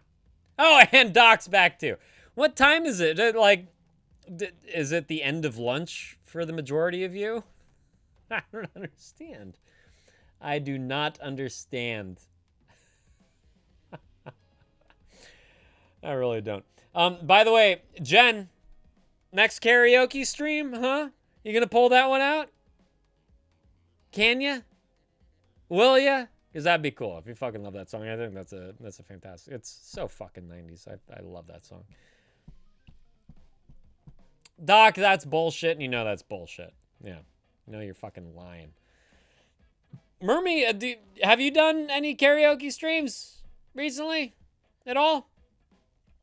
Man, yeah, with the voice. You have to with the voice imitation. Oh. Oh. Oh. That's my favorite part. This is making me realize I think I've done karaoke for that song, right? I think I've done karaoke for that song because I remember going like, oh, oh. There's that breakdown part where she's just kind of like, oh. Oh, come on, Mermy. That's the point of karaoke. Hey, thank you, Doc. Sometimes I need to be told when to shut up, by the way. They're coming to Scranton, Jen? Really? Are they going with B-52s? Is Devo going with B-52s? I've seen both Devo and B-52s, and they're both fucking incredible performers. They're so fucking good. Oh my god. Aspel, been doing really good with cleaning. I take a picture of like a 2x2 space and then clean it and take a picture after, and it's really, that's amazing. That's wonderful. What an amazing pointer as well. How did you learn that one? Aspella, is that in one of those apps that's been going around? No, that's really, really fucking great. Excellent. If you do karaoke with head movements, that's an unfair advantage over your viewers. Really? It's like, just kind of... What? Oh, I gotcha. Mommy! Mama taught you that one. That's a good one. That's a fucking good one. Truly. I like that. Good thinking. Good thinking. Anyway, Corey Dale, Corey, how have you been? I don't know if if you're here to lurk, that's totally fine. Made some yummy deviled eggs and spicy Thai mint chicken. Are the deviled eggs a side to the spicy Thai mint chicken? And that's actually... The spicy Thai mint chicken is actually one that my dad's been making a lot lately. I've been asking him for the recipe. I don't know, did that, like, become popular through New York Times or something recently? I don't know how, like, why everyone's been making that, but it sounds delicious. Good on you. How was your break, Kale? Kale Dory?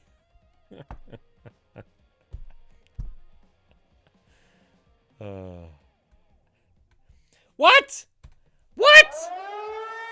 Fucking duck and cover, everyone. Mush? Mush mush? Thank you. Thank you for that fucking raid. That's incredible. How was your stream? I'm so glad to see you. I hope that you had a nice break. I hope that you had a break, period, because that would be cool. How are things? And shit. If you got a raid and run, please go take care of yourself. Go eat. Go poop. Go have at yourself. Do whatever comes after your usual post-stream kind of self-care. Go do that. Your viewers are in soft hands. But hi, welcome everyone. If this is your first time here, this is essentially a call-in show. This is group therapy. If you have something you've been just hanging on to that's been weighing you down for way too fucking long and you have no outlet in your day-to-day, this is your place to discuss whatever the fuck you want to discuss. You can type !join right over there in the Twitch chat. Get in line to talk about the shit that you've been through, that you're going through actively. Whatever's going on, please. You have the platform here to discuss, and we're going to listen in rapture and offer advice where we can, but advice isn't necessarily the name of the game. but we will validate the living fuck out of you. How about that shit, huh? Oh no, Ryan, you're feeling horrible? Is this in relation to what we were talking about on Monday with, conversations about your dad, not really having much means of expression there. It's going just fine, Mush. I'm glad that you're here. Just catching up with some people. After a little bit of a break, a lot can happen in a week, right? A fucking lot can happen in a week. So Monday was partial catch up, and now it's just like more catch up. So, give me a little mustard with my ketchup to dip my hot dog in. I don't know where I'm going with that. It just fucking happens. How about you, though? How are you doing? How was your stream? What were you up to today? Were you gaming? Were you singing? What was going on over in Mush's world, huh? And how about the rest of you that you brought in? How's your day going? Little introductions never hurt if you want to. Otherwise, just buckle up. Because this can be a lot. Jen, you're one of those, are you?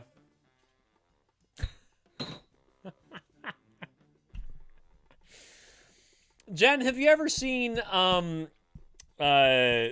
Sudden Impact? Dirty Harry Part 4? It makes my mouth feel weird. The fuck's the matter with you? Christ. Mush, stream was fun. Thanks. Chilling in Red Dead 2. Excellent. I hope you were truly chilling. Maybe raising some horses or something instead of hell. So that's, the game stressed me out. Excellent. I'm glad that you were chilling.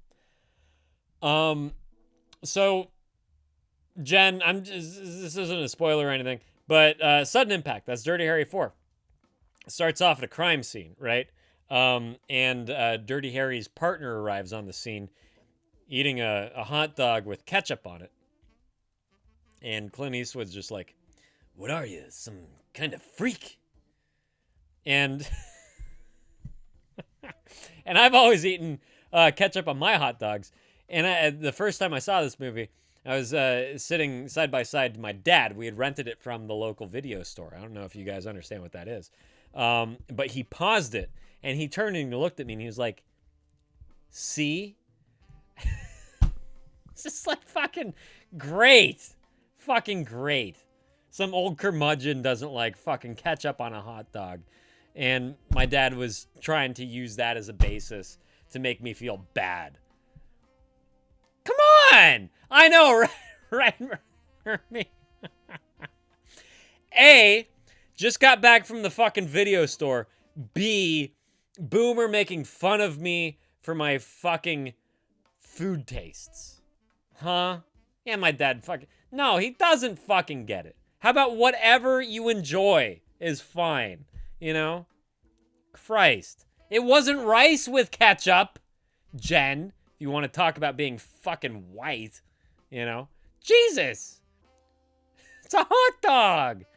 It's there. At the fucking ballpark, you get a hot dog. It's ketchup, mustard, relish. There you go. If you're lucky, you get some fucking grilled onions, Some hot sauce of one kind or another.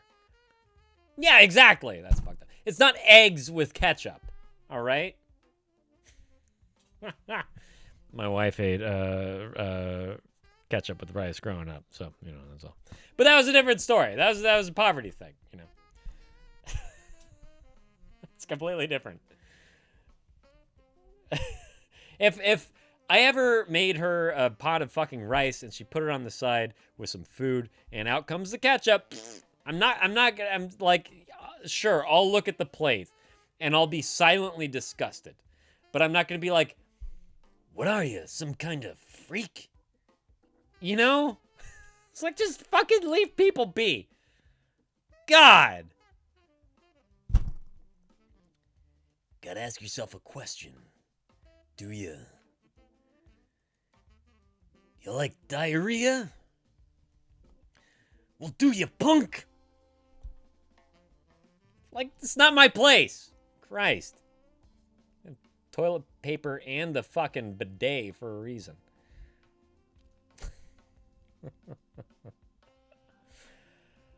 No, I don't think we're the new boomer stuffies. By the way, hello stuffies. I don't think we're the new boomers. I actively, okay. So there's a few things there. There's a few things there. And please, all of you, really try ask Bella the fucking viewer hawk. I love it. Thank you. Keep me posted, huh? Maybe he went to throw up after he heard about the ketchup on the hot dog. But I really, I gotta say that there are times when I stop myself from repeating that same kind of shit, right? It's like, the fuck are you listening to? You like this shit? You call that music? You know? It's like, you can get there just fine. But hey, guess what? It's like all the fucking fogies that came off of big band, right? We're thinking that about the Beatles and the Rolling Stones and about blues and all that, you know. And they're like, you fucking think this is music? This is a fad. It's going to go away in a moment. And then the boomers, the people that grew up just loving the Beatles, worshiping the Beatles, they're in the 80s, you know, hell, even before then, it was like disco era. They're burning their fucking records, you know? They're like literally having disco burning parties, right? Because it was so bad. It was so bad. Hip hop. You think that's music? Bitch, you grew up with the fucking beat poets, you know? You think that's poetry? It doesn't even rhyme. Who the fuck are you to say what this fucking art form is and how the people that are actually listening to it enjoy it? Who fucking cares? They're enjoying something, right? So anyway, my point is, I do have to stop myself listening to what Gen Z listens to. And it's just like, it's fucking auto-tune city and it's trite and it's copy paste and, you know, like there's no soul to me. But that's me, and I have to remember that. Oh, thank you, Ask Bella. I don't know why, but thank you. I have to remind... Stop it! Hey, I see it coming up. Cut it out. Cut it out. No more. No more. No more. That's the thing, though, Clover. I have to stop myself, and I have to understand that, like, I've faced this, too. I faced this with my own parents. I faced it with teachers. I faced it with my fucking peers, dude, because I listened to old... Stop it, Ask Bella! Cut it out! I listened to older music than what all my peers were listening to, right? I was listening to the Beatles. I was listening to the Kinks. I was listening to XTC. And I even... that's enough now. In 4th grade, Ask Bella, if you would stop cheering for a second, I think you would appreciate this. In...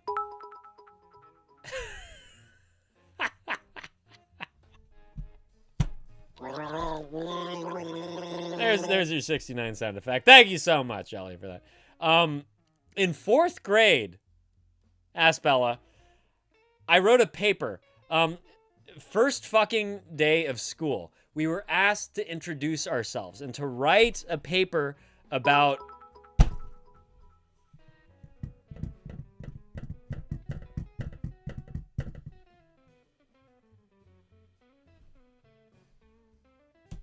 Oh, thank you very much. Thanks, Mermy. So we all had to write a fucking paper, right? Introducing ourselves! Introducing us. What the fuck's this? 6'7"! A 6'7"! She got us! She got us! Fucking great! Fucking great! Oh my god! We all had to write a paper introducing ourselves about what we liked. And part of that was like music we listened to, our favorite movies, or all that fucking stuff. The paper that I wrote said that one of my favorite bands was XTC, right? Band that their first album came out in 1977. They had increased success leading into the 80s when they had their most kind of recognized era of songwriting, music making. They had some amazing hits. They were censored by their own label, let alone by the radio. Like they were fucking amazing. My teacher corrected our introductory essays, crossed off that I liked XTC, and put TLC in its place. Because that, like at the time, that was the biggest band. She thought I meant I liked TLC. She was she was so fucking knowledgeable about music. There can't be a band called XTC out there. No way. He meant TLC. Bitch, if I fucking like a band, I know their goddamn name. Especially if it's only 3 fucking letters. Are you kidding me? Are you fucking kidding me? Yes! My music taste was corrected. Oh my God. Never forgot that. And if you're listening, Miss Wyke, I have a fucking CD to shove up your fucking ass. Oh my, I have records. Now I have all XTC's fucking records, LPs, that you can just fucking curl up your butthole. Bitch. Stuffy's Waterfalls, yes, that's a great song. Stolen, though, from guess who? Paul McCartney. That's right, go look it up. I'll be right back. I need another beer after wasting my breath. TLC's, dear God.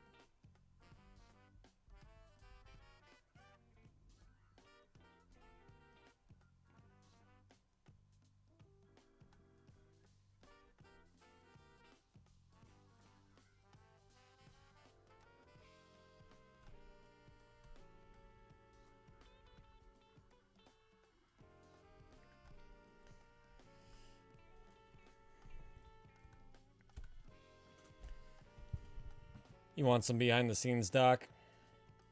Yeah, this has just been me the whole fucking time. I didn't go anywhere. Just been sitting here thinking about Miss fucking Wyke. Skank. Hi! Welcome back to Drunk Therapy. If you're just joining us and you have some shit to talk about, type !join right over there in the Twitch chat. You can call in, you can type about it, whatever the fuck you want. I don't fucking care. Just join in the fun. I've been pooping this whole time on stream. Just sitting here, just pooping. Yeah, no, that's really not. It's nothing special. It's only the foundation of life, asked Bella. I mean, nothing special. Come on. It's life as we know it. Is poop. God. Golly. Whatever. It's just poop. Yeah. That's what I'll say next time my wife comes home to a turd on her pillow. What? Just poop. Nothing special. Yes, exactly. That's what's behind. That's what's behind door number 1 over there. It's the toilet. You got it. God. Nobody's taking any stabs at the background, by the way. I thought that someone was getting close earlier. There were some. No, it's door. Doc, come on, dude, you're fucking it up. It's door number 67. 67. 67. Flopping my tits. Bouncy, bouncy. What the fuck? Oh, Jesus. Oh, good on you, Stuffies. It's nice to meet someone with no butthole. That's nice. It is. Shit. No. Does this look like Greatest Showman? Ask Bella. Yeah, yeah. Okay, anybody but Ask Bella guess, because she is done, apparently. I don't fucking know. Here's a fucking movie title for you. Oh, and by the way, spoiler alert, if you haven't seen Greatest Showman, like yours truly, now you know. Shit goes down. Yes, ma'am. Christ. And I said, bitch. What's your guess, Doc? I'm sorry. Ryan, man, I've given up long ago on you. On my backgrounds. No way in hell I'm guessing any of these. I don't watch enough movies for this. No, it's not. It's not Barney. It's not from a fucking TV show. Come on. Come on. By the way, Nay got it. She like typed hello, and then she typed, "Is this Memento?" It's like that. She fucking got it. She fucking got it. This is an equally famous movie. Yeah. Oh, is there, Doc? Uncultured swine. Well, fucking, yeah. Paint me a heathen, why don't you? Go fucking watch the Barney movie instead of this fucking stream then. Get out of here, you bitch. God. Do you know the demographic for the fucking Barney movie? Memento is a great movie. And this is not Memento, because that was the last fucking one, okay?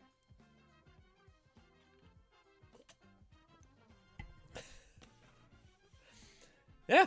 No, it's clearly the fucking SpongeBob. Yes, Towering Inferno. Spoiler alert, the Towering Inferno burns down. All these fucking burning down movies, asked Bella. What does that say about you? Huh?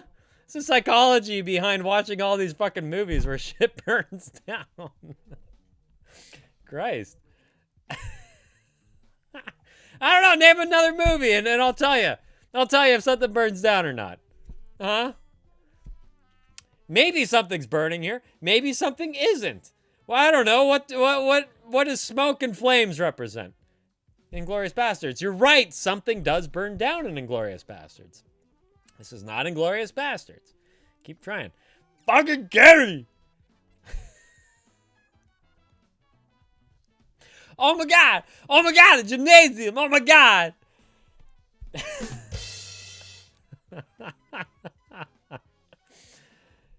Yeah, exactly. All of those have something burning down. Inglourious Bastards, it's the theater. In Carrie, it's the gymnasium. Yes, that was. Thank you, Jen. You got it. Yeah. Oh my God, that's swine blood. Oh my God. Oh, it's in the gymnasium. Oh my God.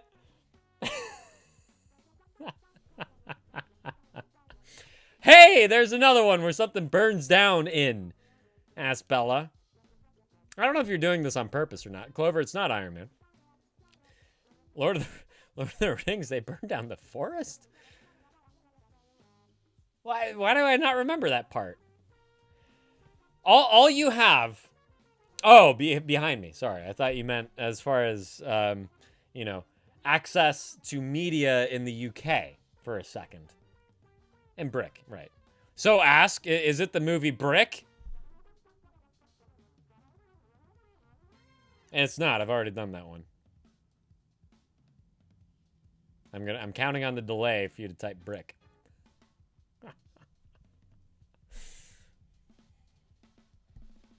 No, it ain't Brick. Already done that one. I was guessed on the tunnel, finally. No, you know. Yeah, please yeah, keep throwing out the wild scenarios, Doc. That's fine. Isn't it great, Stuffies? It really is. It's one that should be regarded more highly for sure. I fucking love noir films. I love neo-noir. I love independent cinema. And that's just one of those that it's just everything came together for that fucking movie. It's really fucking good. I don't know, Ask Bella. Maybe use your mind. Because I know that you've seen a lot of fucking movies. I don't know if you've seen this one. Maybe it's from your own fucking country. Who knows? Who fucking knows? Maybe the director was mentioned on the fly earlier. Who fucking knows? I don't even know why the director's name might have come up. But maybe they were. I don't fucking know. Well, oh, the century. Yeah. 20th century. Does that narrow it down for you? Ask Bella.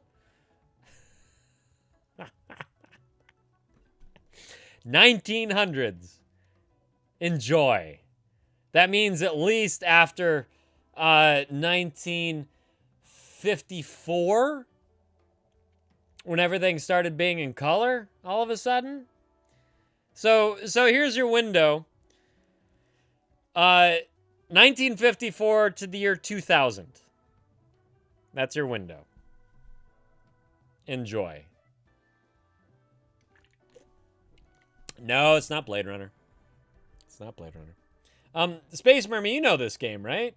Burnt Evidence. One of my faves.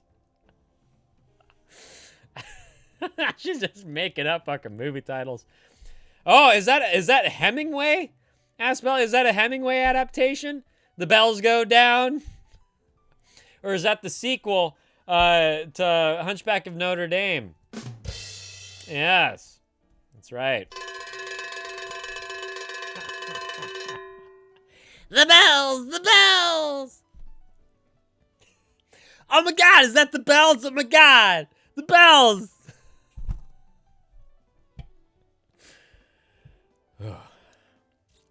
I'm punchy today. Apocalypto? Apocalypse Now? It's neither of those. Yeah. Oh my god, it's John Travolta if the bells go down. Oh my god. Oh my god.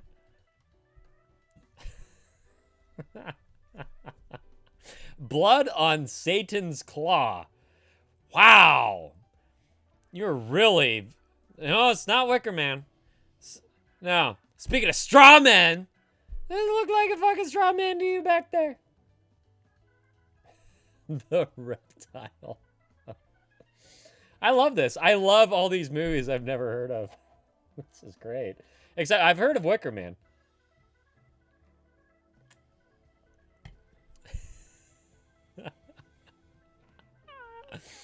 Hey, you're the one playing along. You don't have to.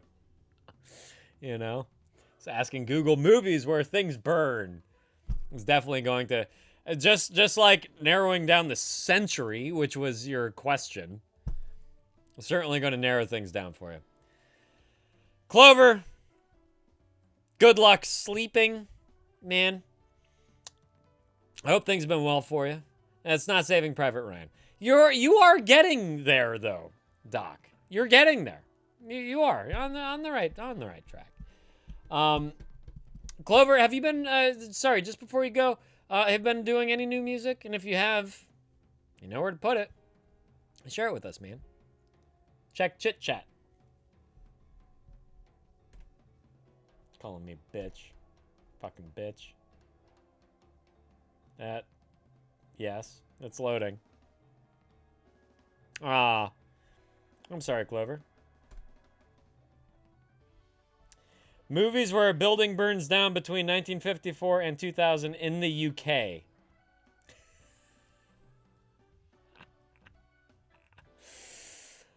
Deep Impact. Yeah, man. Let's get to the sex. Let me tell you what. Yeah. So it's not Burnt Evidence. It's not The End of the Road. 1950. So, yeah. Yo, Dave, your house is on fire movie? Did you mean to... What? Good to see you, Clovid. Get on out of here, buddy. It's not Stalingrad.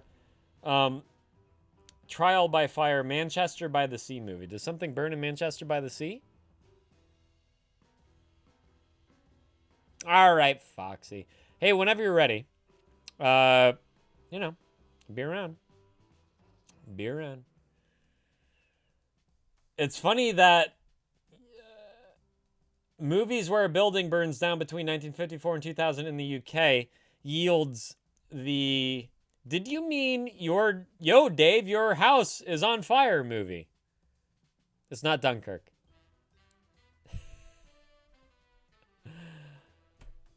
Oh no, Foxy. I was just saying whenever you're ready. Whenever you're ready. And I'm sure that if you can't hear you over your own kids, that now's the perfect time to nap. So run along and enjoy. All right? Enjoy nappy time. I know, right? Go click on that. Go click on that, Aspel, and tell us what movie that is. Yo, Dave, your house is on fire movie. That's not Dante's Peak. No. It's not that.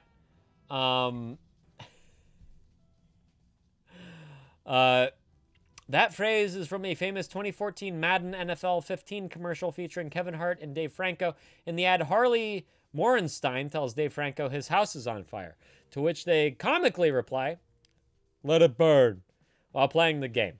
That's hilarious. Right, yeah, it's Madden 2013 back there. It's not Backdraft. It's not Backdraft. You're getting colder now, Doc, which is ironic because it's a fire. It's not Independence Day. You were on the right track earlier, Doc. Getting away from that. So, come on. Man, are you actually impatient about that, Jen? Because I'm like, this could never come out, and I would be just as happy as I am now. Speaking of happiness. Do I really need to look at Nick Cage in an almost fat suit in 2016 playing John Madden? You love everything that man does, ironically and unironically. Clearly, you mean John Madden by referencing that guy, right? That man must be John Madden.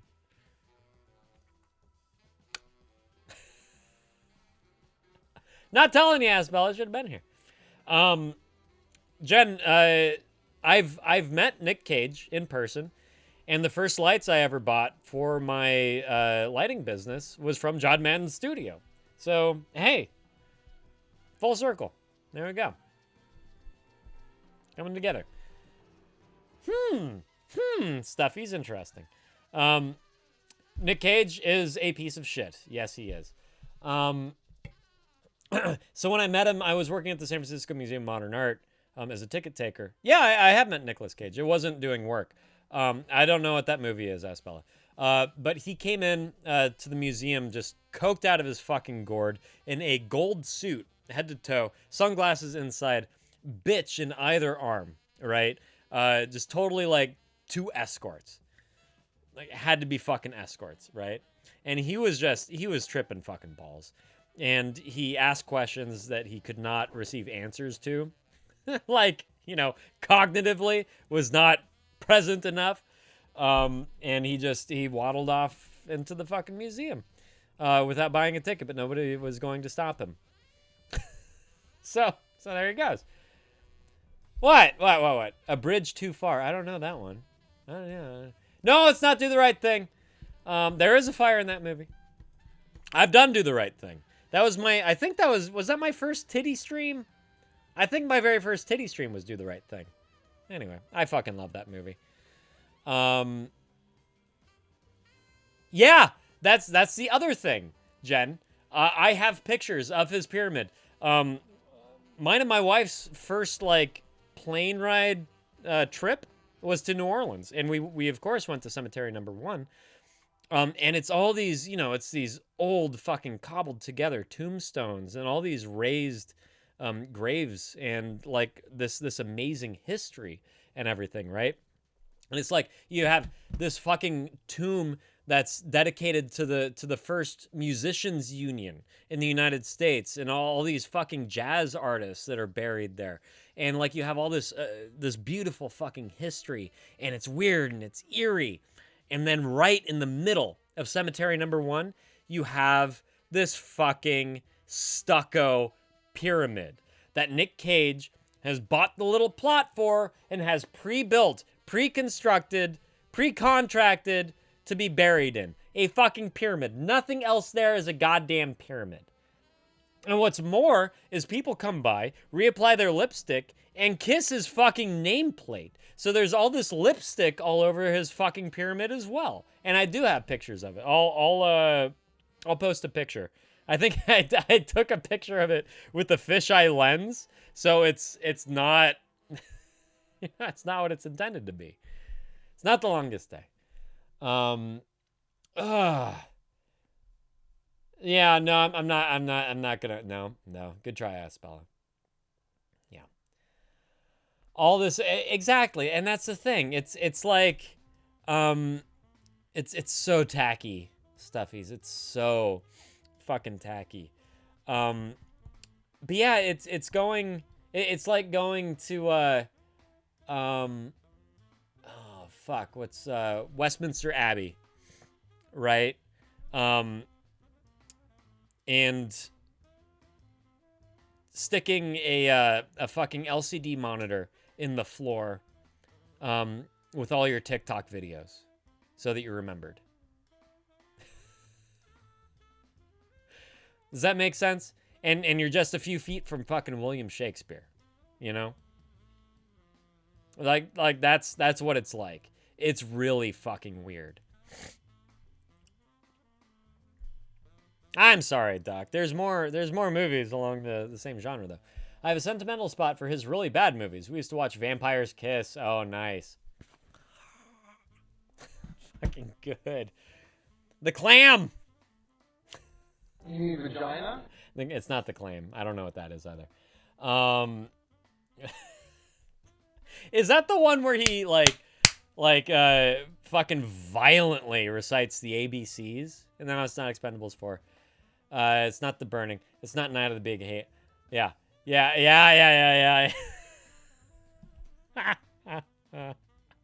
So good. Oh my god.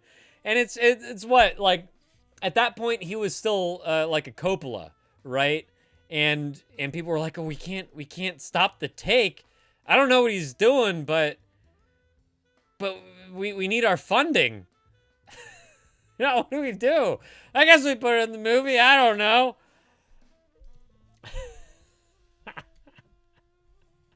Yeah, Vampire's Kiss could certainly be one of those fun older movies. To me, it's all about Raising Arizona. I fucking love Raising Arizona. Hell, I mean, even Leaving Las Vegas is a beautiful film. It still holds up. He does have a lot of really great early work. Hell, I mean, you know, like even like him breaking into his whole action stuff. Moonstruck. Oh my god. Oh my fucking god. Bring me the big knife. Like, yeah, that movie's fucking great. I'd sit here. I quote it every now and then.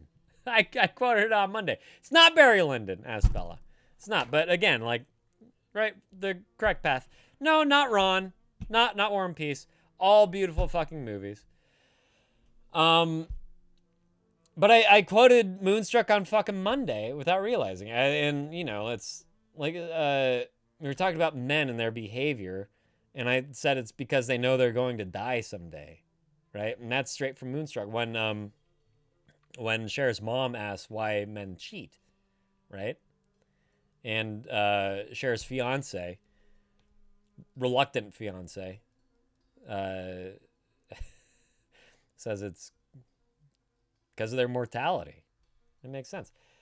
Yes, yes, Asbella, it is a war movie. Why give up? You guys are so close. And I'm not gonna say if it's earlier or later than 1980. No. Just no. Only yes to the war movie. And you've had 2 questions, maybe 3 at this point. It's in the 20th century, and it's a war movie. There you go. You can do it. And if I ever quote Rob Schneider again, someone like mail me some anthrax, please. Well, I still have a PO box. And what the fuck is Night of the Big Heat? I know. No, you already asked. Doc already asked A Bridge Too Far. It's not Saving Private Ryan. It's not a bridge. I don't know. Bridge Too Far. Why, Twit? You see what he's up to these days? It's not Battle of Britain. No, it's not that one either. It's not Battle of Britain. Christ, it's not Patton. No, see, now you're just gonna guess war movies.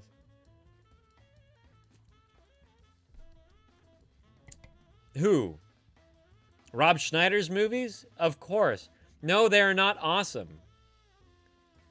Yeah, exactly. He is a piece of shit, and he's a bad actor, and he's not funny. Twit, if you think Rob Schneider is funny, go watch his fucking latest stand-up, buddy. You know? See what the guy can do without a fucking script, if he's that fucking funny. Huh? I can say this in full confidence. I am way fucking funnier than Rob fucking Schneider. Okay? I can fucking say that. 100% fucking confidence. You know? Like, where's my reoccurring Adam Sandler role, huh? Come on. There you are, Nay. Hi, I'm so glad that you're here. And Dorian! Oh my goodness. Hello, all you beautiful people. I'm so glad that you're all here.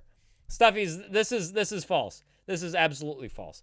Nay guessed Monday's movie in a heartbeat, all right?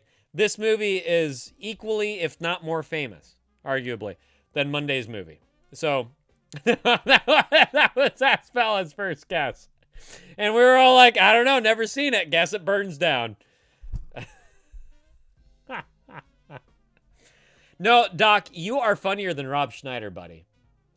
You are fucking funnier than Rob Schneider. Guarantee you. I've spoken with you. I've seen Rob Schneider's movies. I've spoken to you. You're funnier than Rob Schneider. Yeah. It's not a Marvel movie. Nope. And how are you doing, Nay? I'm glad that you're here.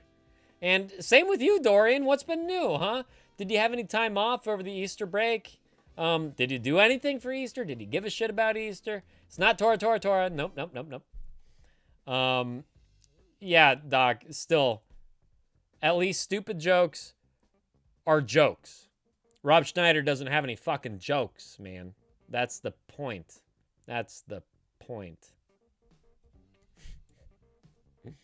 No, that's fine. Don't give a shit about Easter. Perfect. It's not Come and See. It's not Sound of Music.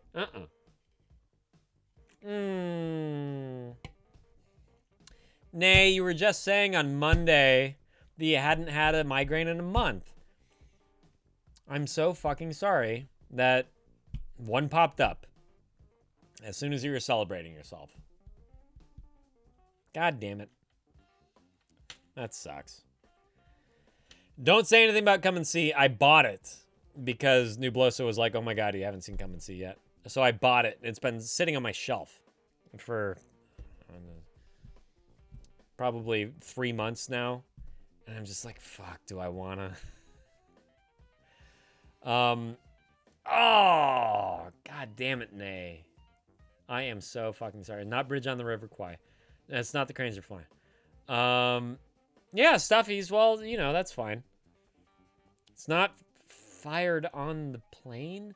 Towering Inferno's been guessed as well. You're guessing everything that Aspel has already been through. What is your ancient Chinese proverb? Oh, the one in the Man in the Burning House? Was that the one? I liked that. I did like that one. Where did it go? I thought that was brilliant. I don't know if you quoted whoever said that. That was Lao Tzu or whoever. But no, that was brilliant. That was brilliant. It made me sit and think for a minute. Exactly, Jen, and that's worth the watch, but something you have to build yourself up to. That's why I've been putting it off. Not Dam Busters, no. Oh, in the chat now. Chit chat? Or in this chat? It's not Canal. Not Canal. Does it go in the butt? Not Leonard has fallen. Okay, I'm scrolling. Man who misses one step on stairs briefly meets death and comes back with respect. Ancient Chinese proverb. That's a good one. I like that. Yeah, I like that. Nay, she guessed it.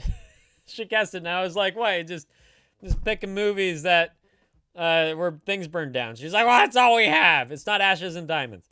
And then she guessed Inglourious Bastards. That was wrong. And then she guessed Gone with the Wind. That was wrong. So, you know, I'm just trying to preempt you here a little bit, Nay. It's none of those things.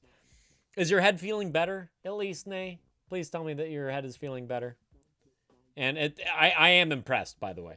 Like, you guys might as well just be connected to your heads.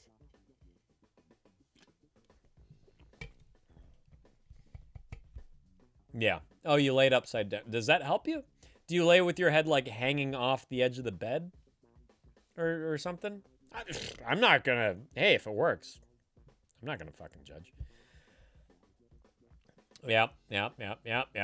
He who runs to toilet already knows he is not going to make it. Ancient Chinese proverb. I just feel like we're inching to a Calgon commercial here, Doc.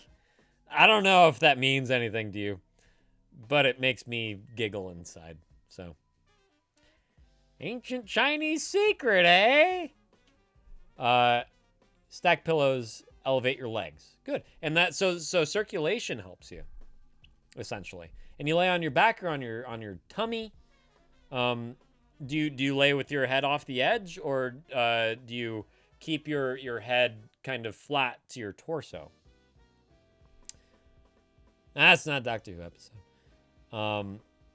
Foxy, how often do you have palpitations? Uh-oh. And hi, welcome back. Sorry that you couldn't nap. You just like these ancient Chinese proverbs. You got hundreds of them. Yeah, there you go. Palpitations every day. Really? Oh, boy. Yikes. I'm sorry. Do you think that that's due to stress?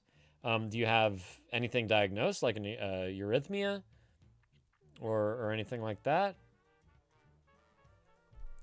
On your back, but head has to be flat because neck stiffens. It can, yeah, cause it to worsen for fucking sure. Emperor palpitations. Young Jedi.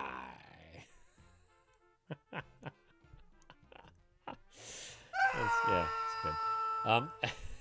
Man who trusts silent fart is gambling with life savings. Is that Twit? No, that was Doctor again. That was the doc once again. My goodness. Crazy. So the movie isn't like a fire film. It's just yes, exactly. It's just a fiery scene. I mean, what? Name me a movie outside of Towering Inferno. Okay, whatever. That is just like fire the whole fucking way through.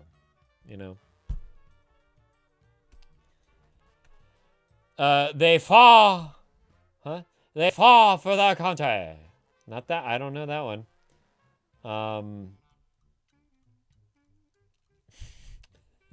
Jen, is that gonna be? Yeah, that's a good one. That's a hell of a tramp stamp, Jen. I'm sure Chris would really appreciate that one.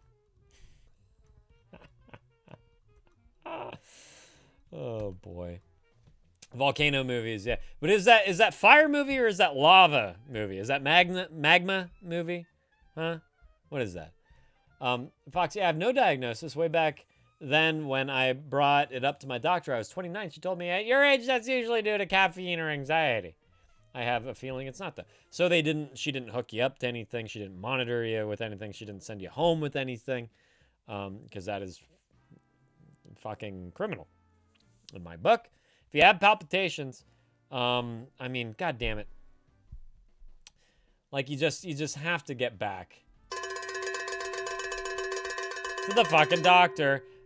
But only after I say, yes, it's fucking Full Metal Jacket, you guys. Jesus Christ. What's up, Lou? Good to see you. Welcome in. Sorry, but the background was just guessed. I'll get to that in a second. But hi, what brings you in? If a problem or a worry brings you in because you don't necessarily have an outlet in your day-to-day life, this is your place to be. You can discuss your problems, your worries, your traumas, whatever the fuck you want to discuss right here by typing !join in the Twitch chat. You can call in, you can type about it, whatever you want, or you can just fucking shoot the shit. We've been talking about movies because they've been trying to guess the background. It's from Full Metal Jacket. That means nay. If you want, I can do whatever. I can donate to that fucking to the same charity again. Do whatever you want. Whatever you want. And yeah, Aspella, I mean, you were just like circling that fucking movie. Yeah. Yeah, it's a Full Metal Jacket. Exactly. Find another charity. Okay, you got it. Nate. Charming response we all go through watching this is being able to recall the one-liners, not the gritty back half of the movie. It really is. This movie is a true fucking masterpiece. I have a hard time. People love to break up this movie into halves, right? Into segments. What's up, B? How are you doing? Good to see you. Welcome back. What's new? Were you streaming today? You have a good one, regardless. Anyway, glad that you're here. Can we please get a shout out for B when you get a chance?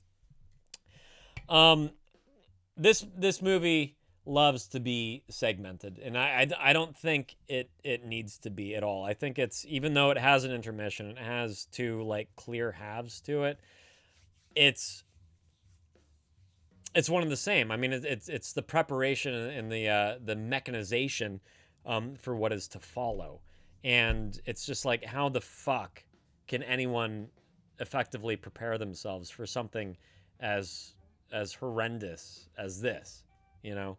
And it's also just like violence begets violence, right? It's just like, that's it. There's violence in the fucking barracks. There's violence in the fucking drill sergeant.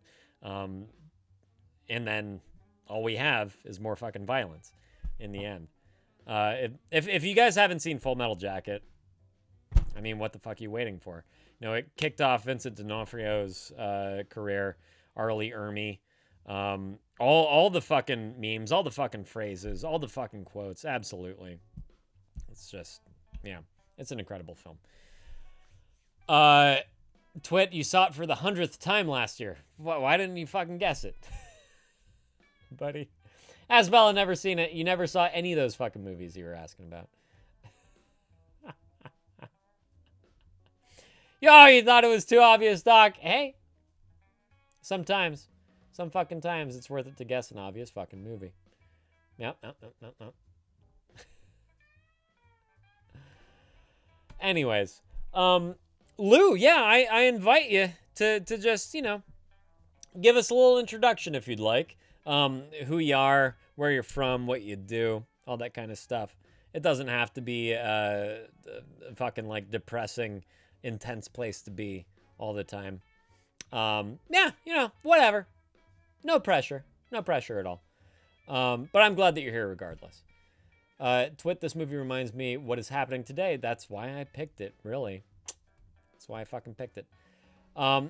Nay chose the charity Winston's Wish, helps under 25s and kids who are grieving. Can you text that to me again, please, Nay? Thank you. I see that.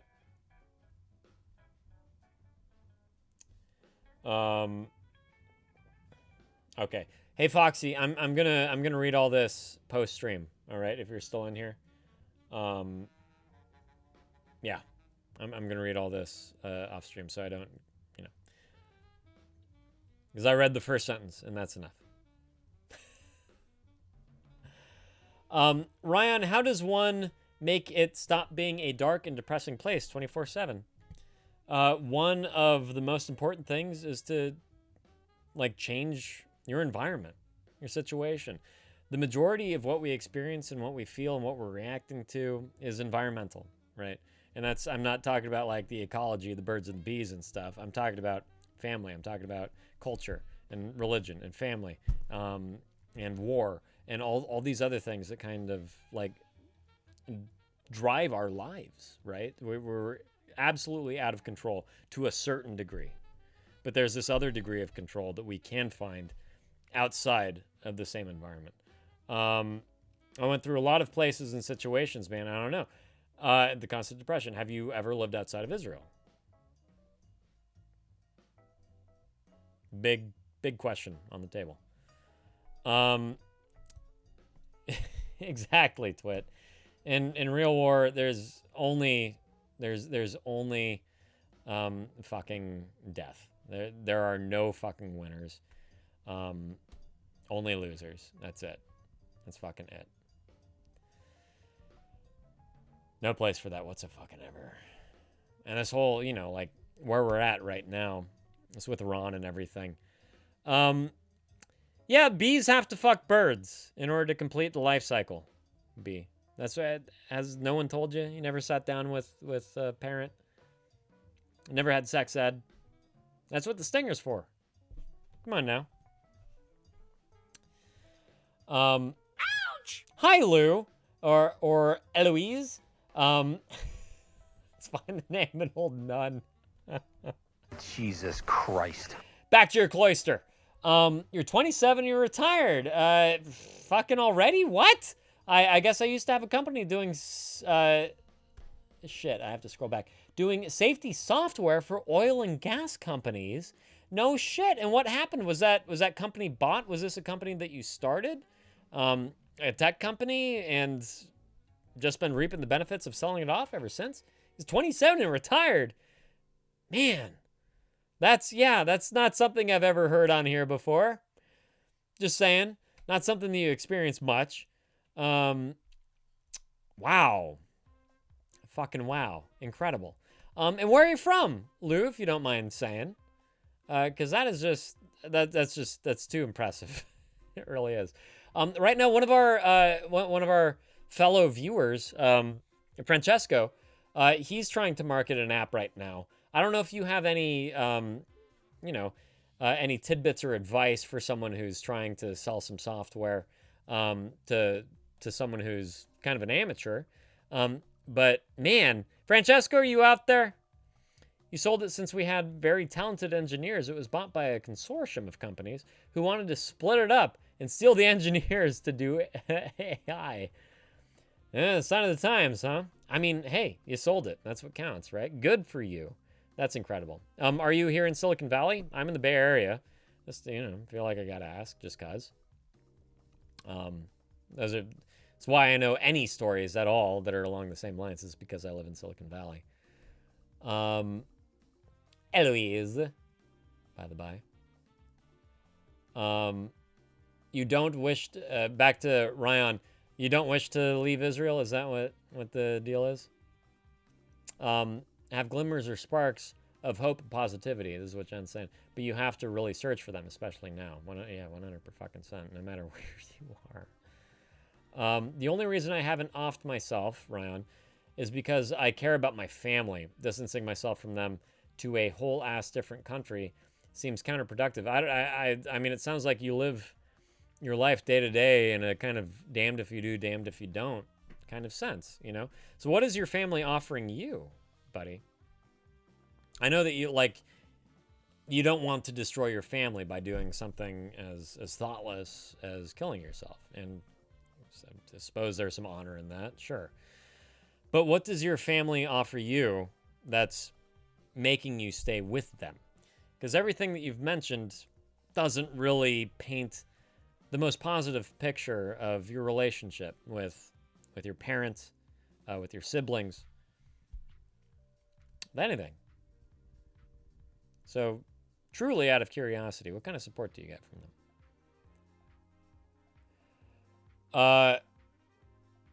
Jen, that as well. Congrats on that, Lou.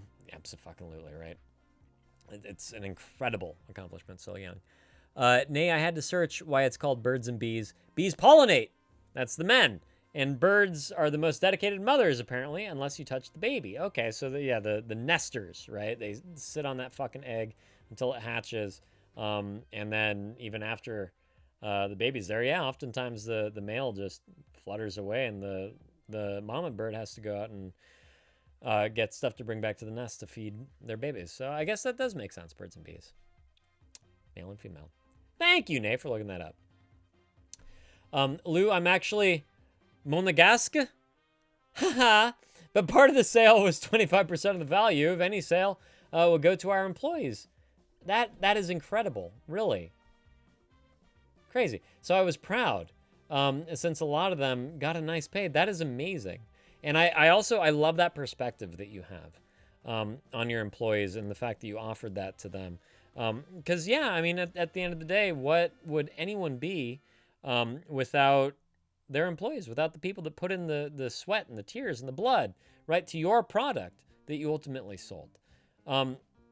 There's really nothing else behind it, but everyone that is kind of collectively urging themselves towards a common purpose, right? So what a wonderful way to celebrate them, and I deeply respect that, Lou.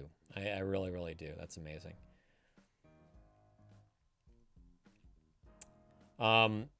Lou continued, and when it comes to marketing apps, I'm really not the best. I cold called big clients until I got approved for a new joint venture and moved back here to Monaco. Must be nice. And worked it out. I was wildly underprepared. It's incredible. Ryan, I know, right, Jen? I need that. I need that fucking graphic. Ryan, my little brother offered the knock on my bedroom door to ask if I wanted to watch a movie. The day I was going to end it with a fuck ton of pills. Okay. So, yes, your brother is there for you. So, there's one.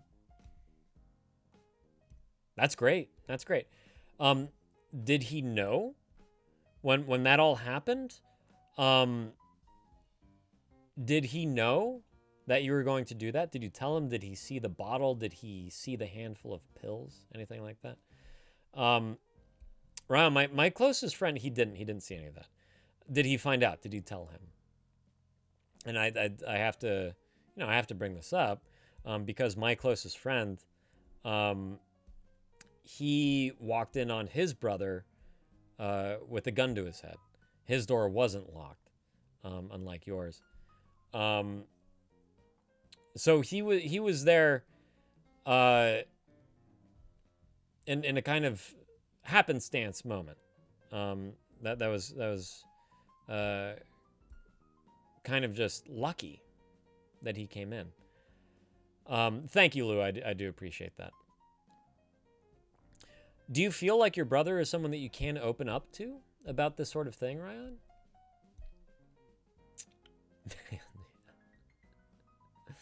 Yeah, I hear that. But Ryan, do you feel like this brother is someone that you can open up to about the way you're feeling? Oh God, he's 14. Okay. Yeah. Thank you. And thank you on behalf of your brother. For recognizing that these are not his problems to deal with.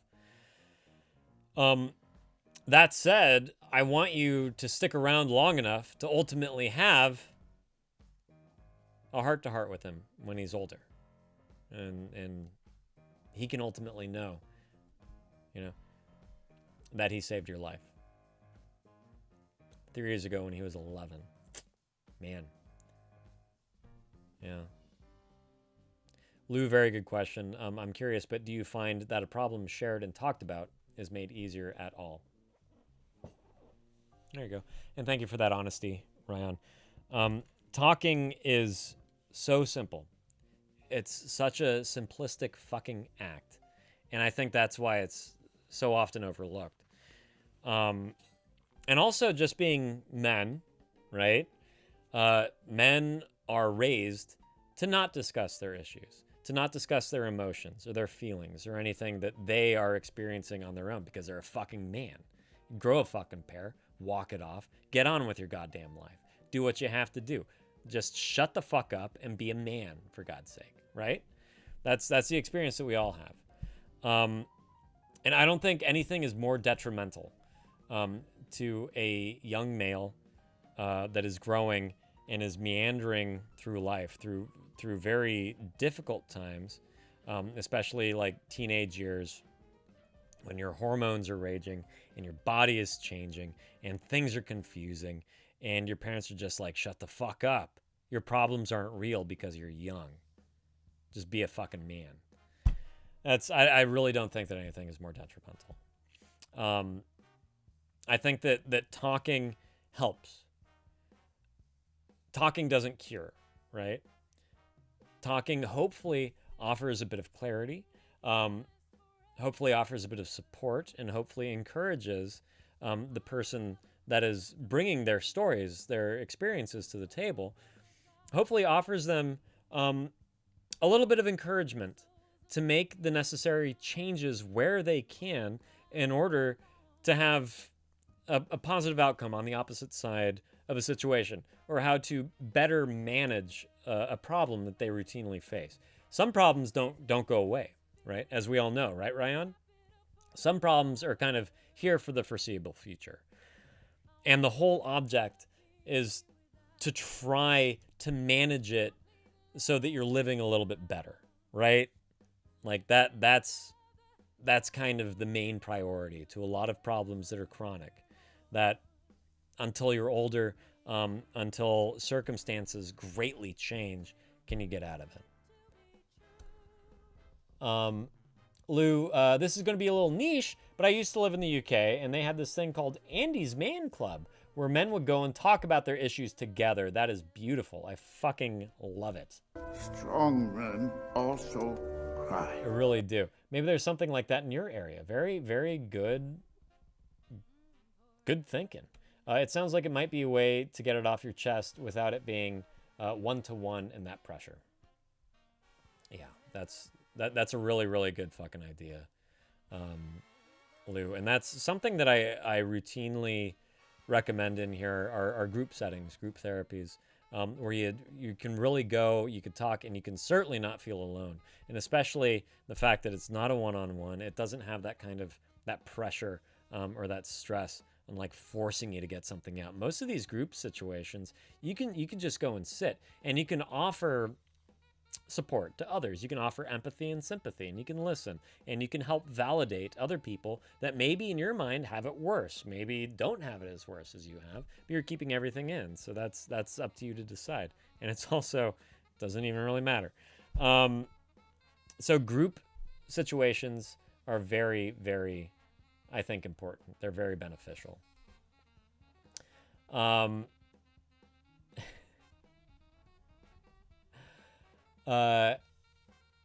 Ryan, this is your little brother. He cried today over some school stuff, and I gave him a hug, and I just thought about that day. Almost cried hugging him. Cheered him up, though. Helped him with the school stuff. That's amazing, Ryan. That's what a great moment to share, and what a really great place to be there, Ryan, for your little brother. And also, maybe, like this whole time, I don't know if I knew that you had a younger brother. I think this is, I knew that you had a brother. I don't know if I knew that he was younger. But maybe, like we were talking about purpose and stuff earlier. And what brings us fulfillment and just like, in kind of personal gratitude, just knowing that we've been helpful, of service, or whatever have you. Maybe this is something that you can really focus on and really find a bit of meaning in. If your little brother has any of the similar experiences that you've had growing up, you're the middle child, all right. But you know what it was like to be essentially shut off by your parents, to not be allowed to explore your emotions, not be supported in your emotions, to not be made to feel like your feelings are valid or normal or human or anything like that. This is maybe something that you can really connect to your younger brother over, right? And kind of prevent him from going down the same pathway that you were led down. So just consider that, would you? Just consider that. I think it's a really great opportunity, especially if you're this close. If you are able to provide him with some nurturing, with some support in his own little problems. So I think that it could really be a way for you to to find a bit of meaning, you know?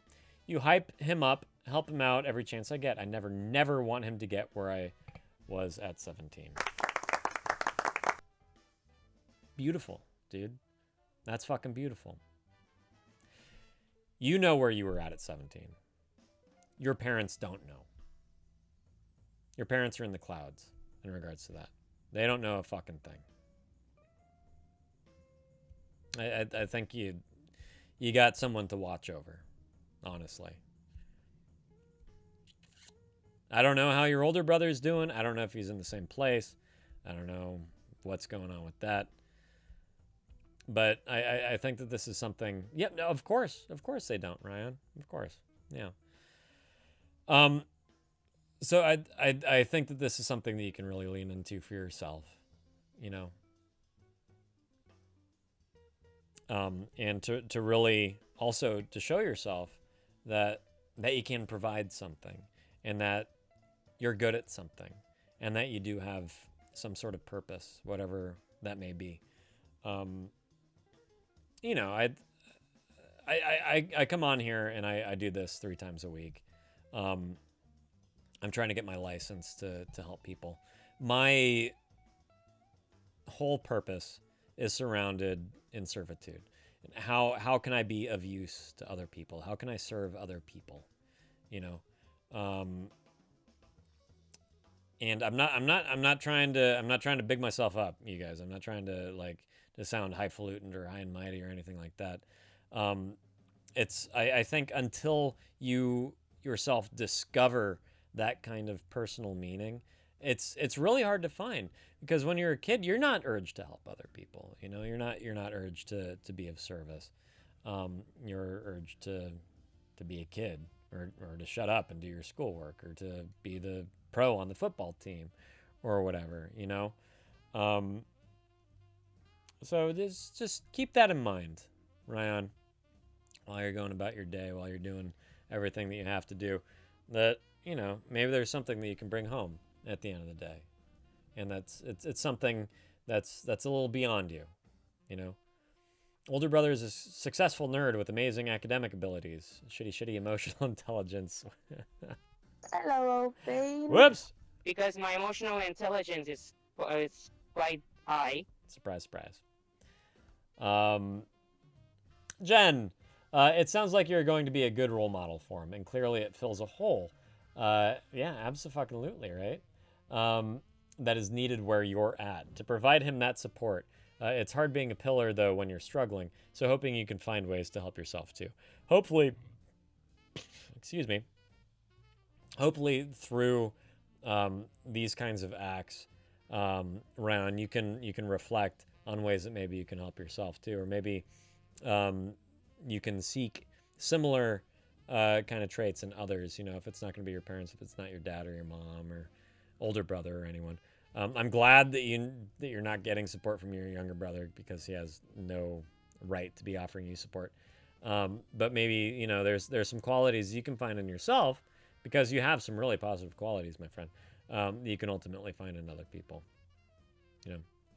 Nay, the things that annoys me, and that I definitely experienced, is that every issue, mental or physical, as a teen, people blamed on hormones. Isn't it shitty? We were talking about this before you came in, too.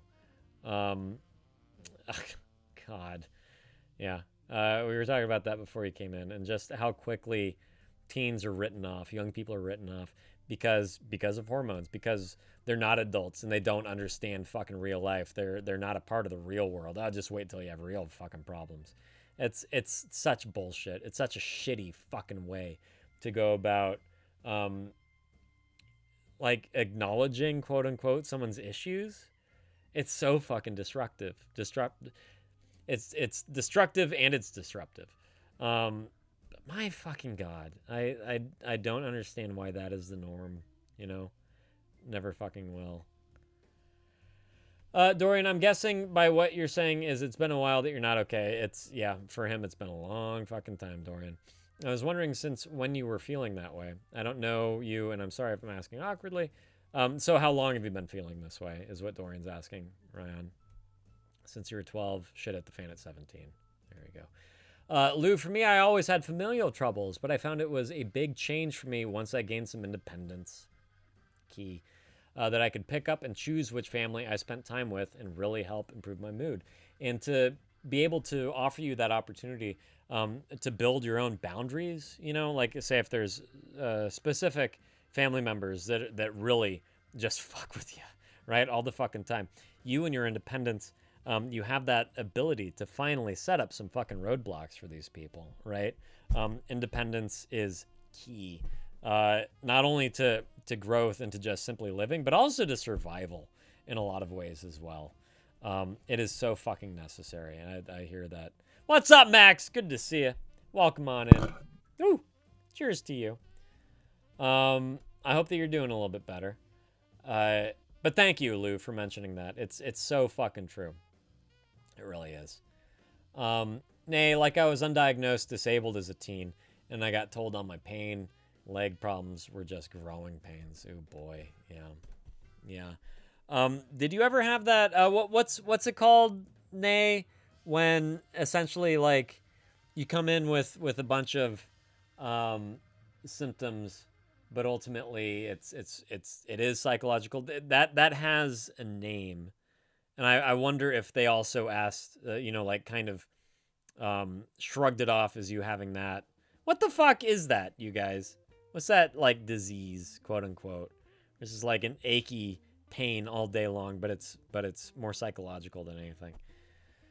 The fuck is that? Goddamn.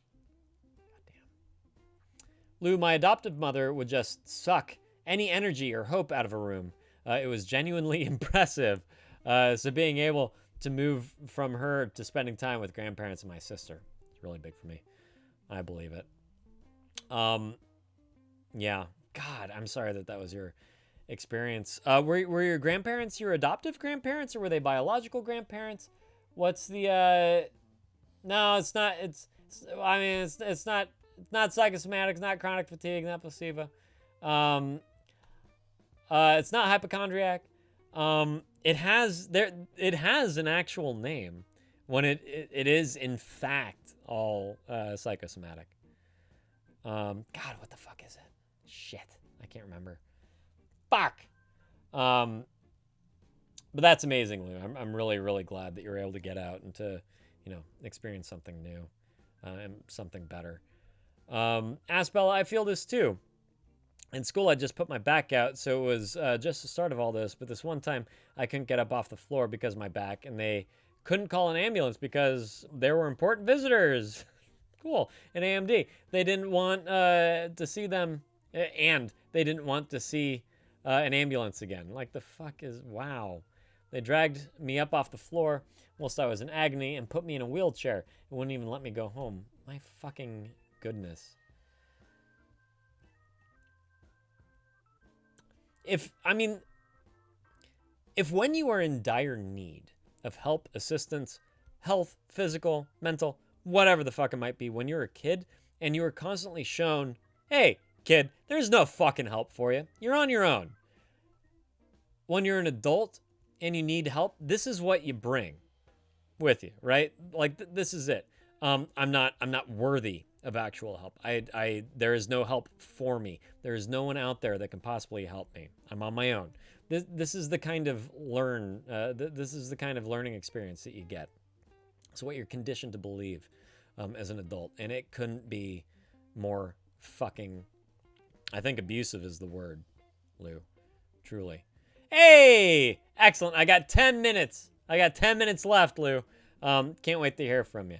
Do you want to call in? You just want to type about it right here? Whatever you want. You can just type.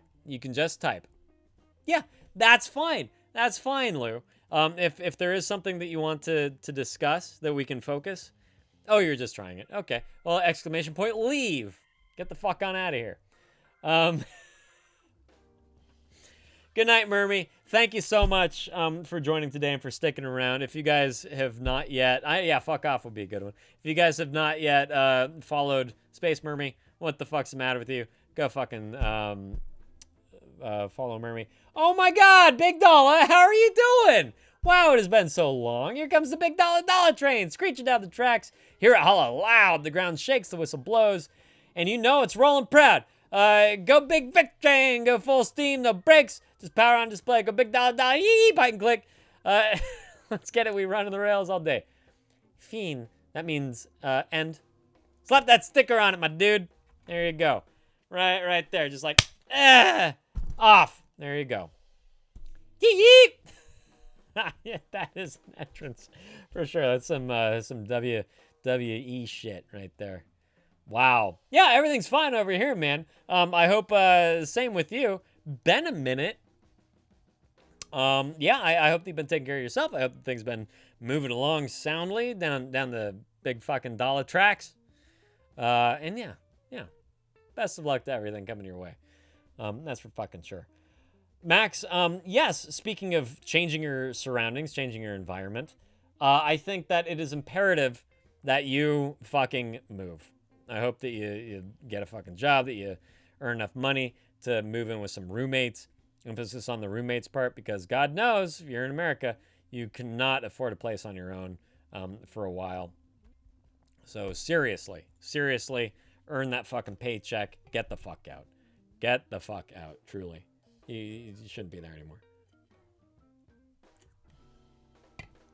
And Lou, just back in relation to you, Lou was just talking about the same fucking thing. He was living with his adoptive mother, and things just utterly changed for the better when he got out into his adoptive grandparents' house. And I mean, this is like, if we live in an oppressive environment, if we live in a place where we're constantly pushed down, we're belittled, we're made to believe that our problems are not problems, we're fucked. We're fucked in the long run. All right. That one, Max, you saw what I just sent? Is that what you're talking about? Might have to leave this house soon. That was the last thing I saw. Did you send something else? Oh yeah, I told my sister I relapsed. My mom found out and said I probably did this for attention. Sorry, I did not see that. Because my sister deserves to know. Yeah. Yep, time to move out. Time to fucking move out. Seriously, I moved that too. I missed that too. God damn, with a mom like that. Yeah. No, you deserve better. Your mom is going to sincerely miss the fuck out on her own daughter and her life. She's going to miss out on being what could have been a really, really fucking important relationship between her and her own fucking flesh and blood. Yeah. Get out, find some fucking support. Live on your own fucking terms. Live with people that care about you. Live on your own. However the fuck it comes along, just don't be there anymore. Please. Please. Earn some money. Earn that paycheck. Get the fuck out. Yeah. Exactly. The grass really is greener. It really fucking is. It's absolutely true. Thank you for saying so. Big dollar. It's true. Ryan, today was a real mirror to the past. He procrastinated his schoolwork. You talk about your little brother. Until the very last day, then stress hits and mom piles it on, hits you with that "I told you so" about starting earlier, as if he didn't know he should. Then my older brother and dad trying to teach him the subjects, losing their patience, more stress, more panic. Why are you crying? This doesn't matter. But it sure fucking feels like it does when you get your grades back, etc., etc. Eye-opening. Yeah, man, and I mean, they're trying to be part of the solution. I guarantee you they are adding to the problem. The fact that your little brother procrastinated to the point where it's becoming an issue, he did that out of fear. He fucking did. If this is the environment that he is living in, this is adding to the fucking problem. You know? 100%. And especially, like, if he's looking at the paper, say he actually tries to start his homework earlier, and he looks down at it, and he's just like, I don't know what any of this means. Who is he going to, is he going to go to mom, who's going to fucking yell at him to just shut up and do his work? Is he going to go to dad and his older brother that get frustrated with him trying to teach them the fucking lessons? You know? That's just, yeah. That is detrimental. That is not helpful. That's handing him a fucking shovel to fix his hole. You know? That's all that is. I'm very sorry to hear that, Ryan, but I am glad that he has you there to kind of help him out with all that. And if you experienced all that on your own terms, what better way to guide him away from that and potentially show him some good tools and some good resources, personal resources that he can tap into for him to actually like approach his homework and do it in a responsible way, you know? Ryan, when I look back at 17, I mostly remember the stuff that went down with my best friend at the time. Yes. Yeah. Genuinely forgot about that. That happens, man. Yeah. And we certainly do forget our own scars sometimes, don't we, Alex? AKA Beyond. Welcome back, buddy. Hope things are well. Gonna start packing when she's away from work. Excellent, Max. That's fucking great. Do you have a place to go? Is the next question. Have you reached out to anyone that will take you in the meantime, Max? Please make sure that you're going to a safe place and that you're not like packing to go sleep in a car, or, you know, like under an overpass or anything like that. Please set something up for you to go to. Huh? Aspella, next week you're going to stream with Nay? A fun game that you're going to play together? That sounds fucking excellent. Exactly, Lou. I do think that's a big difference between living at home and living with roommates, even though, like, parents can be assholes, roommates can be assholes, but parents have authority over you, and roommates have no fucking authority. It is very different. It's very true. Max, my sister's boyfriend's apartment and my aunt's house. Okay, cool. Yeah, that's really good. Is it your aunt on your mom's side or your dad's side? And can you trust her to like keep you safe from your mom? Will she, you know, like harbor you essentially? Yeah, exactly. That's true as well, Lou. Yeah, there's no change in your parents, you know. If only we could pick our fucking parents, right? We would all, none of us would need fucking mental health resources if we could pick our fucking parents, right? But here we are. And yes, you can change your roommates. You can get together and kick out fucking roommates. You can talk to your landlord about roommates. There's any manner of options when it comes to the people you live with. Parents, a whole different fucking subject. Okay. Y'all, my time is just about up here. Big Dollar, same with you. You're off to a meeting. Best of fucking luck. And good luck to Ryan. Thank you very much for offering that to him. Promise things seem dire or not great, but sometimes all you need is a change in the environment, and boom, things will be better. I agree as well. So much of what we deal with emotionally, physically, physiologically has everything to do with the environments that we live in, with the situations that we're raised in. And by changing those things, it really does grant us a fresh outlook and better hopes for the future. So yeah, abso-fucking-lutely, man. Totally agree. Lou, is someone who's had 2 sets of parents over the years, oh yes, they make a difference. For fucking sure. Perfect. Perfect, Max. That's good. Mom's side, she knows I'm a guy and refers to me as such. That is huge. I hope that you can trust her. You know, that she won't cause further disturbances between you and your mom, Max. I think that's the big thing. Oh, Gabe is on. Thank you. Yes, Bella. Perfect. Yep. I hope to see you next time. Big Dollar. It's been a while. And of course, Ryan, any fucking time. Lou, now that you know how it works, I hope to hear from you sometime. It sounds like you have quite the history, you know, quite the story behind you. And a lot of experiences to describe. We're all ears here, man. We're all ears. All ears. And I mean, honestly, that's one of the reasons why I got into this, is just because I find people to be infinitely fascinating. And I know that some of you just find it to be old hat. It's just like, yeah, it's life, whatever. But to me and to so many of us, it's just incredible what people go through and the resilience behind them finding themselves on the other side of their own stories is just, it's truly remarkable. And I love hearing it all. So if ever you care to share, you know what to do. Type !join. There you go, B. Exactly. And thank you for saying so, Jen. Exactly. Glad that you have this place to share all this, Ryan. Truly. Let's see. Gabe's on. Who else is on? I'm going to turn off my soundboard before I start fucking around with them keys. Red browser. Here we go. Who we got? We got Gabe. We got Tree Meister. Haven't done Tree in a while. We got Doc Clutch. Emery, I don't even remember who that is. Yeah, I think it might be Gabe today. What do y'all say? Gabe? Let's do Gabe, huh? Yeah. Let's do Gabe. Pardon me.